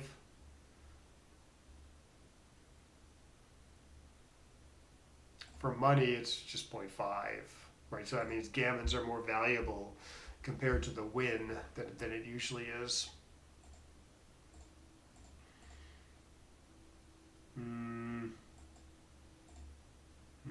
Yeah, I thought about all these plays. And 9 to 5 obviously keeps decent structure and it plays safe. But it does let white escape. It lets white build. So the computer says, don't do that. You got to find some sort of hit play. So my play is probably a little better than playing safe, but getting hit back is very painful. 14 shots. It's a little expensive. So the computer really fucks up the position. 4 shots. Yeah, I don't know. My play still sort of looks better to me. Keep the nice structure here. But, I mean, we saw what happened. I get hit and I'm in trouble. Okay, again, it's good to hit here. Yeah, okay, it's too good. He correctly plays on. Okay, this is not good enough, apparently, having entered twice. Pretty sure I would have found the take here. Yeah, pretty sure I would have found the pass there. Yeah, I would have found the take here. Good no double by the opponent, despite the volatility. Yeah, like here, for instance, he owns a 2 cube. His gammons, he wins a lot of gammons here. His gammons are very valuable at the score. If he doubles me to 4, the gammon price drops hugely. And so like as many gammons kind of go down in value, even though they win in the game. People say, I say, oh, they're not valuable, even though they win them the match. Double to 4 take gammon. It's still not right to think of it as like as a very valuable gammon. The reason is, and people sometimes get this confused because they think, oh, it wins the match, it must be very valuable. But the way you want to think about it is, okay, cube's on 4. If he wins a single game, he goes to 4-0, and if he wins a gammon, he wins the match. It's not like a huge difference. Like 4-0, like almost wins the match, so you're only getting that little bit of. You're only getting that extra 1 point for the gammon. Meanwhile, if you turn the cube to 4 and then you lose the game, that's a huge swing, going from like, winning the match to being ahead in the match, being down 0-4. So it's like the little bit you gain from a gammon is like so much worse than black turning the game around here. So that's why like the gammon price on 4. It's pretty low, even though it wins the match. Right, it's only 0.2 now.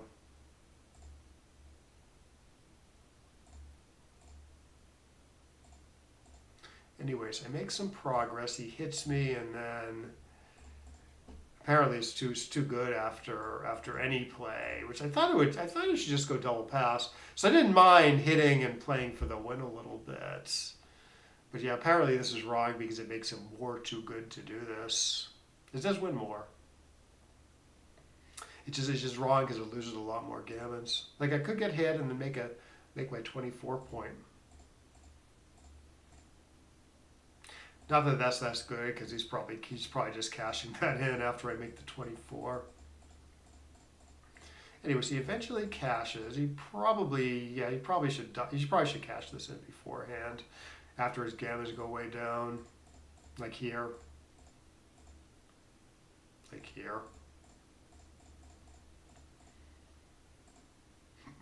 Okay.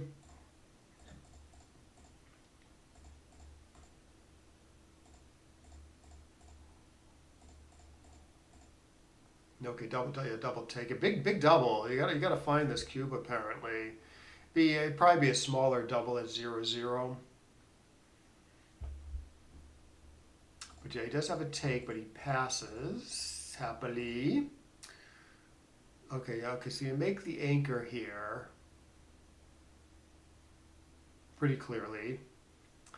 And then you have a choice on the deuce. And there's four viable candidates. I chose the worst one apparently. Jesus.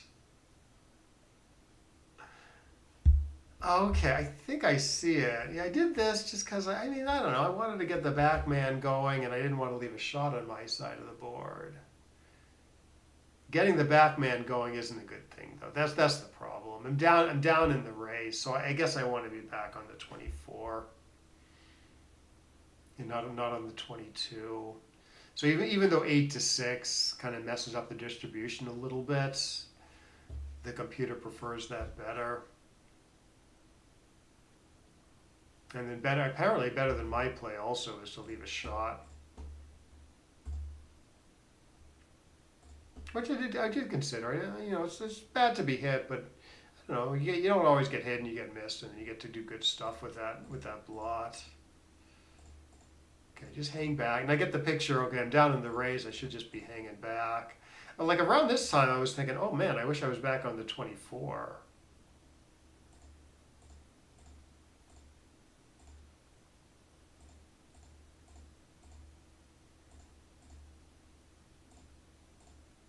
I seemed a little off, the 6-2.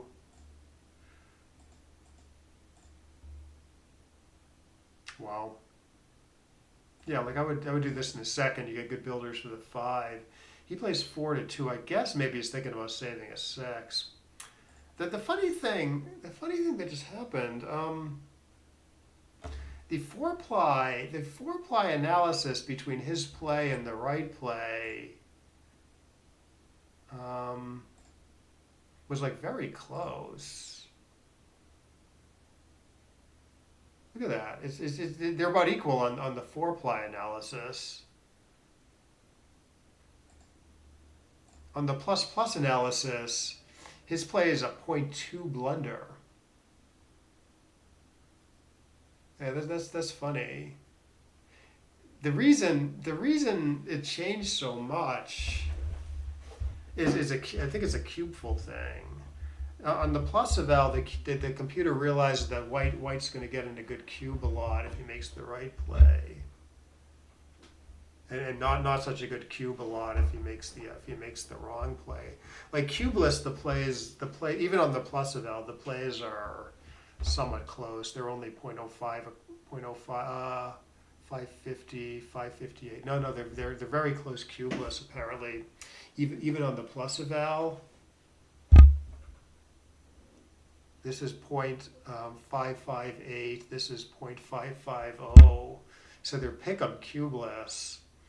But right or wrong, the computer's seeing that if you make the right play, like regardless of whether the computer's right, what it's thinking is you make the right play and you get in a good cube down the line. Now there might be other stuff going on. In that, like, the way he plays is going to affect the way I play, and that could raise or lower the gammons. And the computer could be getting confused about that stuff also. So I don't really believe this is I don't believe this is close cubeless and 0.2 apart cubeful. I think there's something maybe fishy going on here. That said, this is the right play to get the good builders for the 5.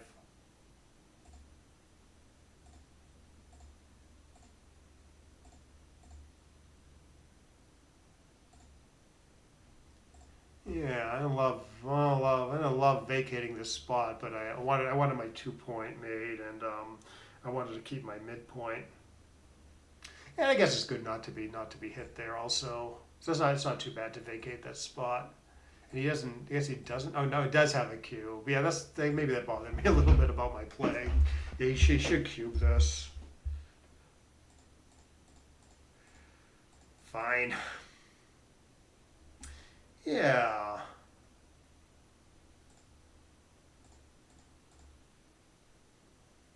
Yeah, if he splits here, he's got pretty reasonable position.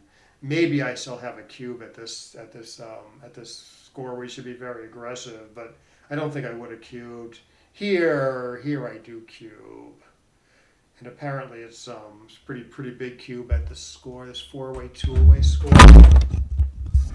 You want to be very aggressive when there's some gammas floating around. I mentioned this before on the stream, but if you roll 3-1 and your opponent rolls 4-2, and it's this four-away, two-away score, that's like marginal on the double no double decision.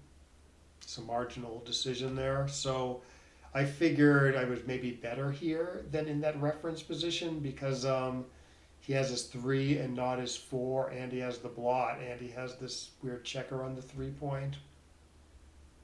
So that sort of helped. That reference position sort of helped me find the cube here. Another cute reference position. This doesn't come up in real games, but it's kind of a good. It is kind of a good reference. Say it's just this. Give black a 3-1 and like weirdly put him on roll. So white doesn't have anything. So obviously this is a cube because we just saw that 3-1 3-1-4-2 is a cube, and obviously this is better for black than that. So obviously this is a pretty big cube. It turns out this is like close on the take pass decision. It's like very close to the take pass line. So this is like kind of a good reference position. It's like very easy to remember. So, and like I said, it's not going to come up because I don't know how you get to this position, right, with legal plays and have black on roll. But like, I don't know. So 3-2, 2-2, and then some entry, 3-1. Like you immediately, like if you know that reference position, I think you know this is a pretty big pass for white. Because it seems like black's position is better than in the reference position with the, so you got the 4 and not the 5, but you have the 11 point and you have some attack against these guys and it's more gammonish. So yeah, pretty solid pass. See that? So just from that reference position. So I find those two reference positions quite useful at this 4-away, 2-away score.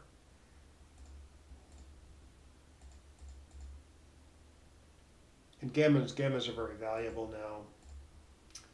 Okay, so it's close between, so you're always making the 9, it's close between splitting and playing 13-7. 13-7 wins more gammons. Oh, it makes the, I don't think I didn't see making the 4 here, although I might have, I'm not sure I would have done it had I seen it. So you make the, yeah, obviously, okay, so you can make the 7 or you can make the 4 and leave the 7 slotted, pretty similar. Nice. Nice, great rolls. Oh, it does. Okay, it wants to hang. Oh, I see. It wants to hang back on the 23. I looked at. What did I look at? I think I might have looked at keeping it back on all the way back on the 24, and playing this. And I thought, well, I could get stuck back there. I roll like 5-5 next turn, or even like he builds a point and I roll 1-5 and crack later. This is better. This is better. So like a lot of times he's like forced to attack me if he rolls a 6. And then like, okay, I'm up on the bar, but that's like a good thing because I'm not gonna crack as fast. And I still have the ability to stay back. You still have the ability to hit a second checker and win a gammon. Well, my play wins the most because I never crack my home board. Yeah, but you can leave one guy back here, maybe cause white some issues. It's a little hard to get counter prime there. I never do hit that second checker though.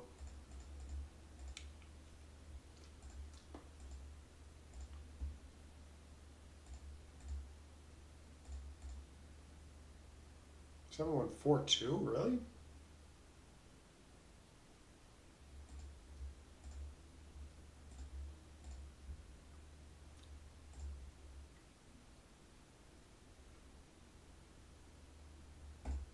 So this play keeps a closed board longer, I guess. Sorry, let me go back to the original position. So obviously you're covering with the 6. And then you can play 5 to 3, which is wrong because 6 6 5 5 6 5 will leave a shot. If you play 5 to 3, good visualization test. Most people, like I did, I think, are playing 7 to 5 here with the 2, which keeps the spares nice and high. I think the problem is, though, you have to break your board if you roll a 6 next turn. And then you let him in, you roll like a worse, like a 6-1. And then you let him in and he wins the race. Or you lose out of the gammon because he enters sooner. Not that there's a lot of gammons here, but there are some, 3% apparently. Here you get to keep your board on all 6s except for 6 6. He doesn't enter right away. And the builders are a little more spread out. So you don't love the guy on the 2, that's a little deep. You'd rather have him on the 3 or the 4 points. But apparently, according to the computer anyways, it's worth it. Yeah, the rollout agrees. Both for the for the win. Oh, interesting. It wins more, but it doesn't win as many gammons. Apparently, the best play for the gammon is my play. Again, by a little bit. Okay, I can almost rip 2 here. Up the gammas a little bit. Cost of a few wins. Okay, so this is the two-away game. So either player can double whenever here. You want to double before you lose your markets. So I thought, okay, so here I roll a big double. I'm going to lose my market pretty big. In other words, he's going to have a pass on the next roll. Okay, so here, apparently this is pretty close.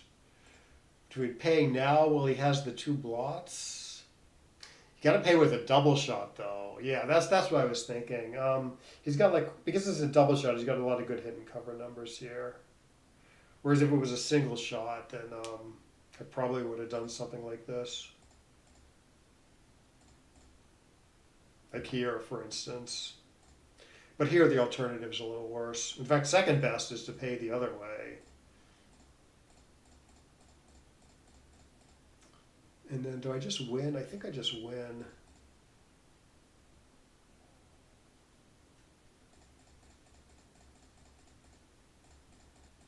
Good. Good. All right, that was a good match. Let's see if we can get one more quickie in. Triple header.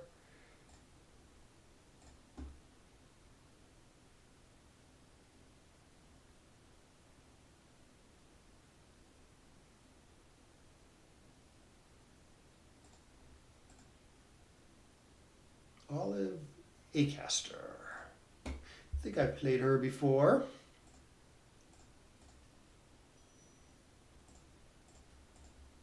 A good match to my opponents.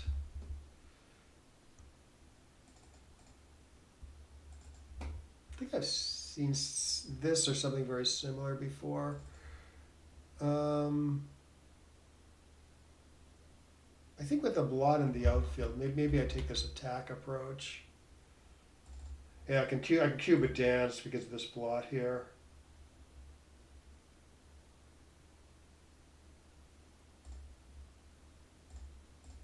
Getting a little threatening here, although this is a good roll for her. Not that clear how to play it. I probably would find something else though. Although this did work brilliantly so far. Enter. Ah! Our ace is close. Maybe that's double take. Sort of more sure about the take. And there's no double. A little unclear how to play this. 2 down. Out and down. Gross.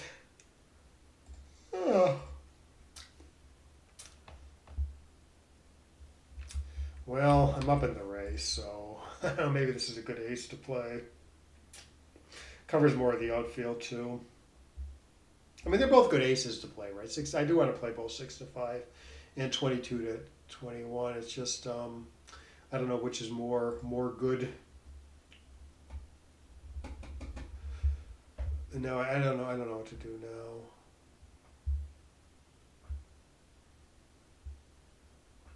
I don't think I play 8 to 3. I think I either clear the midpoints, leaving the backmen a little stranded, or I try to get one of them out there and play like an OK 4 somewhere on the home front.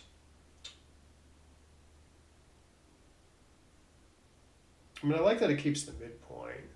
I don't like that as a shot in the outfield, though.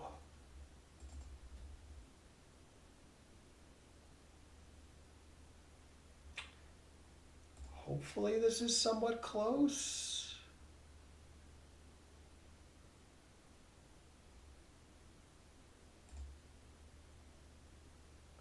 Jeez, give me an easy role to play. Okay, I'm gonna do this now that it's a little more destructive on the home front. It's a duplicated. She could make the ace point. 1, 2, 3, maybe. Okay, let's keep things diverse. Can make her 3 or play 13 to 6. So makes her 3. Oh, I don't know what this is. We'll probably cube that.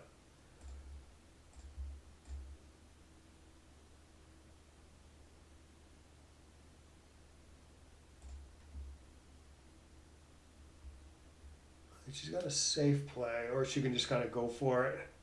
13 to 4. She has to cube all the misses.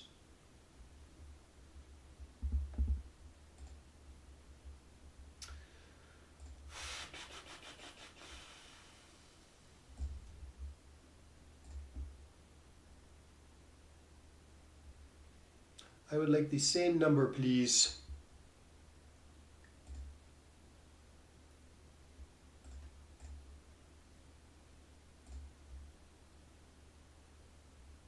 I would not like the same number. Good.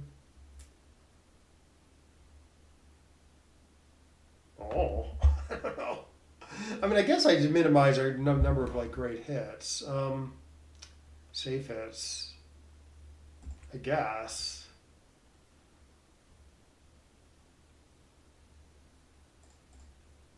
All right. Up 5 pips and more efficient. So I don't know. Okay, so we can do Keith count here. So 62, 65, and 9, 74. She's got 62, 63, 68. So she's up 6 on the Keith count, which would indicate no double, if I'm doing that correctly. Okay, so I should cube this now because it was fair. It was within a couple pips last turn. And I'm probably a little more efficient than I was.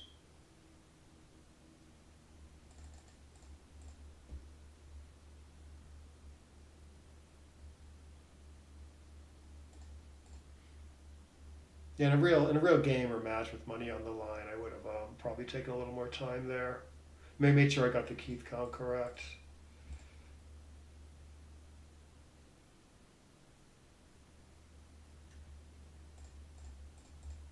Also, the score I guess, being a little conservative in non-gammonish positions. So I guess I did not miss a cube there. even if I was off by a pip or two. All right, so I'm up 2-zip.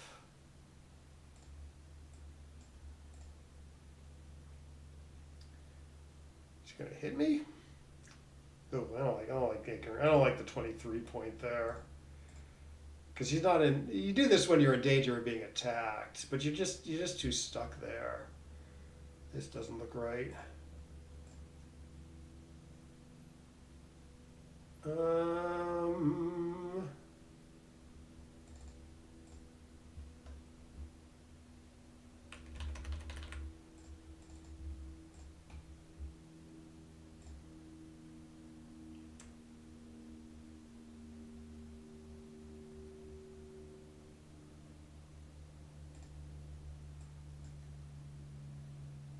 Guess.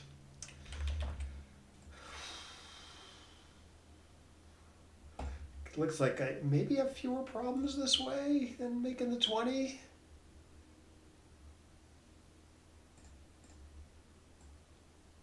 Oh, this hits. Good. Ooh, we got problems.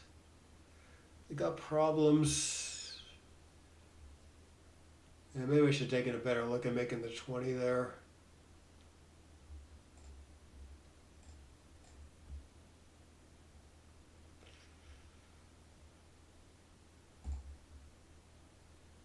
Oh boy. All right, let's do it now. Good. All is forgiven. Jump.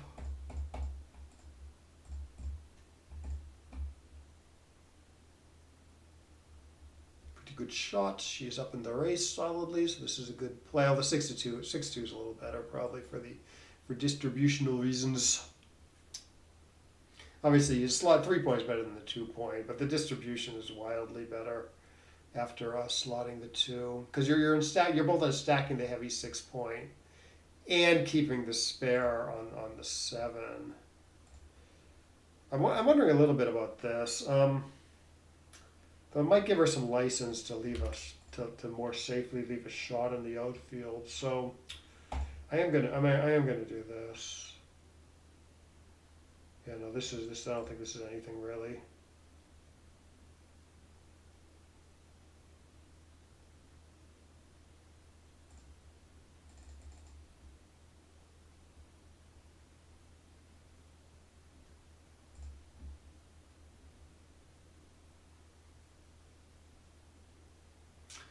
All right, so her take point on the recube is 16%, I believe. Hopefully that fact becomes relevant. To this. So I'm still down in the race.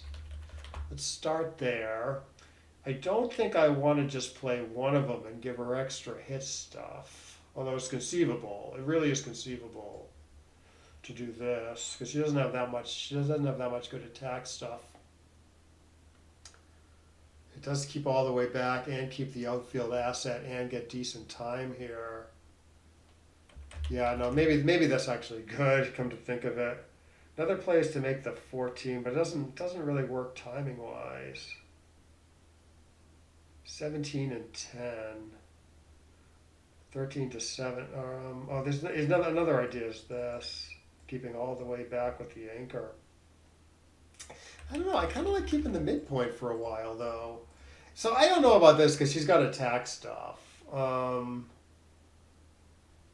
Like this, she can hit safely. Although she should switch 6 to 5 and then. Well, actually, this makes a 5-point board, so it's not crazy. All right, I suppose I'm just playing on here. I'm not too clear on this.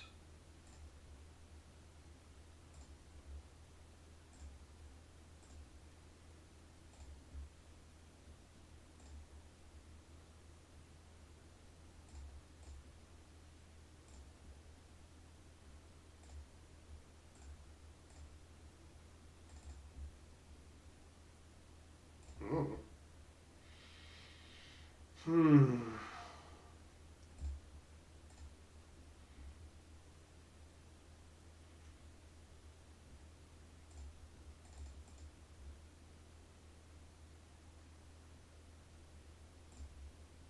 Nice.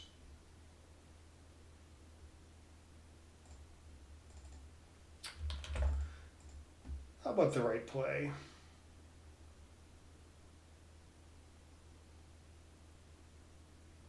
I don't know about this now, but it looks like looks like there's still some gammons here. Still pretty hard to lose. Because I'm still a favorite when I get hits. Yeah, it looks like she should have run at one point. All right, that got a little tricky at the end. So we should definitely take a look. Okay, played okay, but not perfect.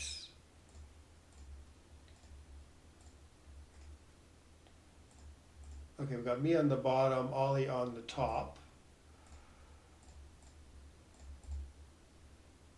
Oh yeah, 327. Okay, so what was the problem? Okay, so it's just one checker play blunder. No cube error, so I guess I did not miss a cube that last game. Yeah, here. Yeah, without the blot in the outfield. The position I think I've seen is what was it? 5154. Like she rolled, but I think she's supposed to split with the 5-4, isn't she? Oh no, she rolled a 6-3. No, her play is good with the 6-3. The play I thought I kind of remembered.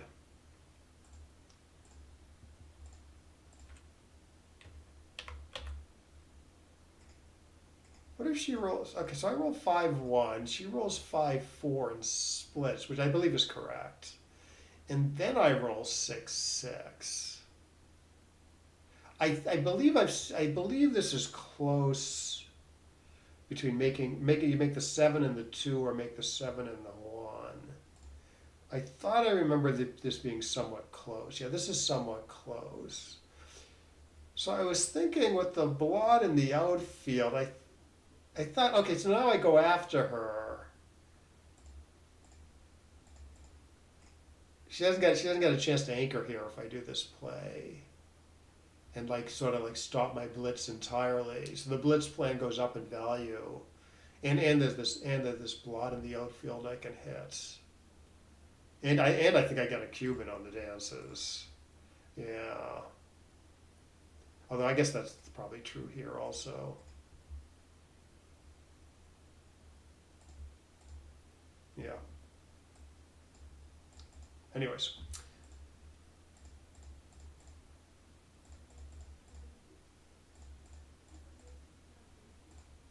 Okay, it's close on the cube here. No double here. 8365. Oh yeah, no, I did see this. Yeah, it's not clear. You want to play both aces. You want to play 22 to 21, and you want to play 6 to 5. The computer really likes starting the 5 points. Okay, here I get this right. It does not like popping out of the outfield, giving a direct 4 shot against this big stack there. Doesn't like it here. Yeah, it likes it here because it plays it plays more destructively on the home front if you don't do that. Fine. Okay, then I get to put stuff together. I'm up in the race. No, I'm not up in the race, but yeah, I'm just going to be crunching if I don't split now, and I do have the stronger board, so it's hard for her to attack effectively. Although here apparently is close because she gets into a good cube on the dances.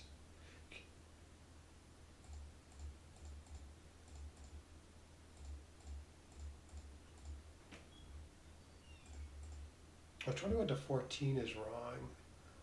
It wants to go. It wants to go to the 17. I'm not sure I saw this. I was just thinking, okay, I sort of want to minimize risk here. Cube, yeah, cubeless is a bit closer. She thinks the computer thinks I have a stronger cube after my play. White should cube after my play is fairly strong. So I don't know this.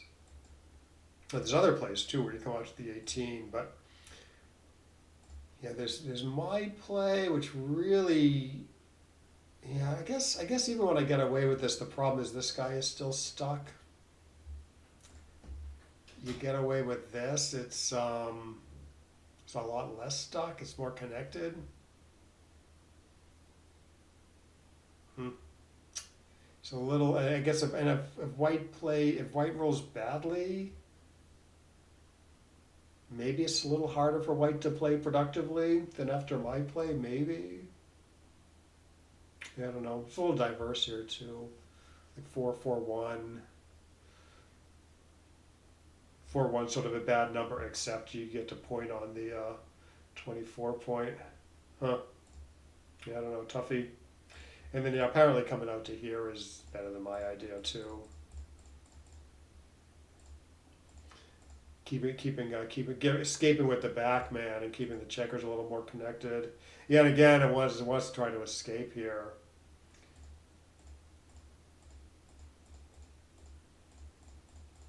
Anyways, eventually we do get into a raise. Okay, double pass. Okay, so I did the Keith count here, and it came out to be a difference of 6. Let's see if I got that right. So you go to analyze, race formulas. Yeah, difference of 6. And then you get a pop-up that has the various pip counting methods, which you can Google if you're not familiar with.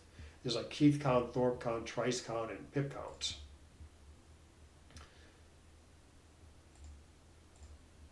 And then yeah, here I did not do the Keith count, but I knew I was fairly close to a cube on the roll before, and I gained pretty big, so I knew it was a cube based on that. Keith count's probably a bit better by more than 2 pips compared to last roll. Yeah, now with Keith difference is 2 as opposed to 6. Anyways, yeah, so good double, slightly bad take, but then I win the race. Make a point. Yeah, her 5-1 was a little fishy. Yeah, keep them spread. Keep them spread when you're not in much danger of being attacked. Make the 23 point when you're like really worried about being attacked, or maybe you have like some big edge in the priming game. But yeah, these guys are still like super stuck because they can't get out with 6s. Yeah, there are 4-2. I thought you should just make the 4, which apparently is better than her play. But oh, I see. You hit it. You can hit and get the back and split the back, man. Yeah, as opposed to 13 to 11, which gives up the midpoint. All right, yeah, here I make a bunch of good structure. This builder is alive for making the 5 and 4 points still. Yeah, I kind of had a feeling. On the next roll, and I was still like the back man was still there. Maybe I got hit again. I should have just made the awesome 20 point here. Maybe maybe I even get to cube in a roll or two. Hitting wins and loses more gammons, which maybe isn't a great idea at the score. Yes, close cubeless. Crap. Yeah, I could have gotten that one right. Yeah, this one I did see bar 16. I'm like, oh, it's just a single shot. I see, and you get out of harm's way.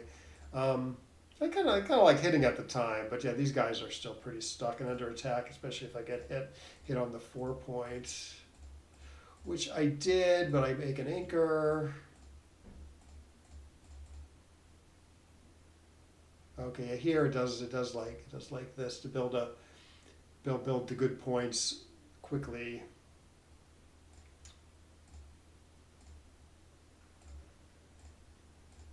I got 3-3 to fill in the points. Yard cubes early.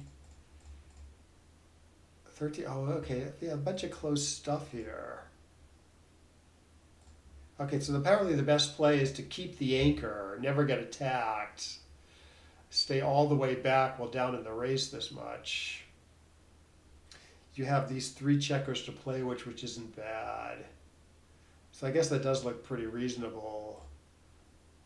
My play has similar merits, but it keeps the guy all the way back, which is nice. And it keeps the midpoint, and it gives me some timing. Of course, I am giving her some attack stuff. that she wouldn't have otherwise.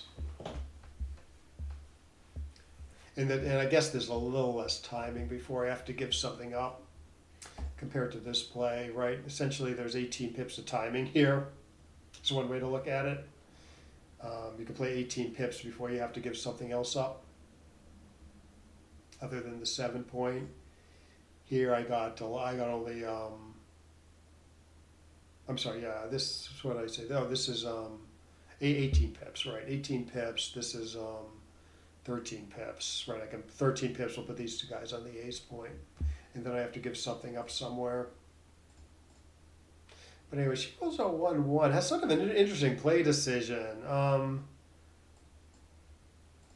My first impulse was actually 6-5 squared, and then either 3-2 squared or 2-1 squared, 16-15.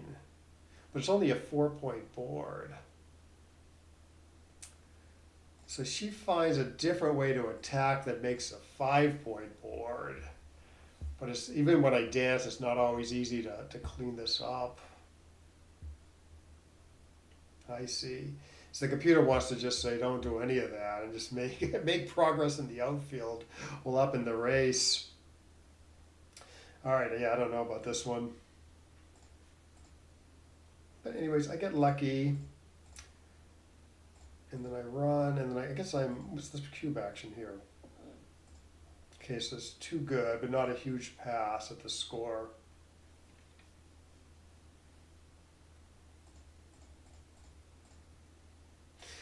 But anyways, I get to make the 6 prime, and life is good until I roll 5-5, which is a little awkward, but it all works. Still too good. Still too good. Still too good. There's a little doubt in my mind because gammons aren't super valuable at the score. So you'd cash some stuff. You'd cash some stuff at the score that you wouldn't for money if you owned a 2 cube.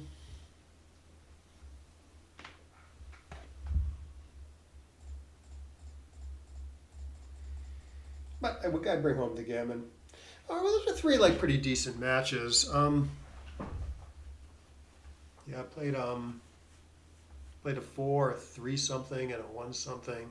Probably averaged it out to about a 3 something, which is in the ballpark of what I normally do. So what was the one blunder? The one blunder was this, which I didn't really consider the right. I mean, I think I saw it. I think I did see I could run from either place, but I sort of just dismissed it, thinking I wanted to sort of minimize risk. But it's not even that clear my play does that, because she's got some attack stuff on the ace point. 4-1-1-1, 4-4-6-6, for instance.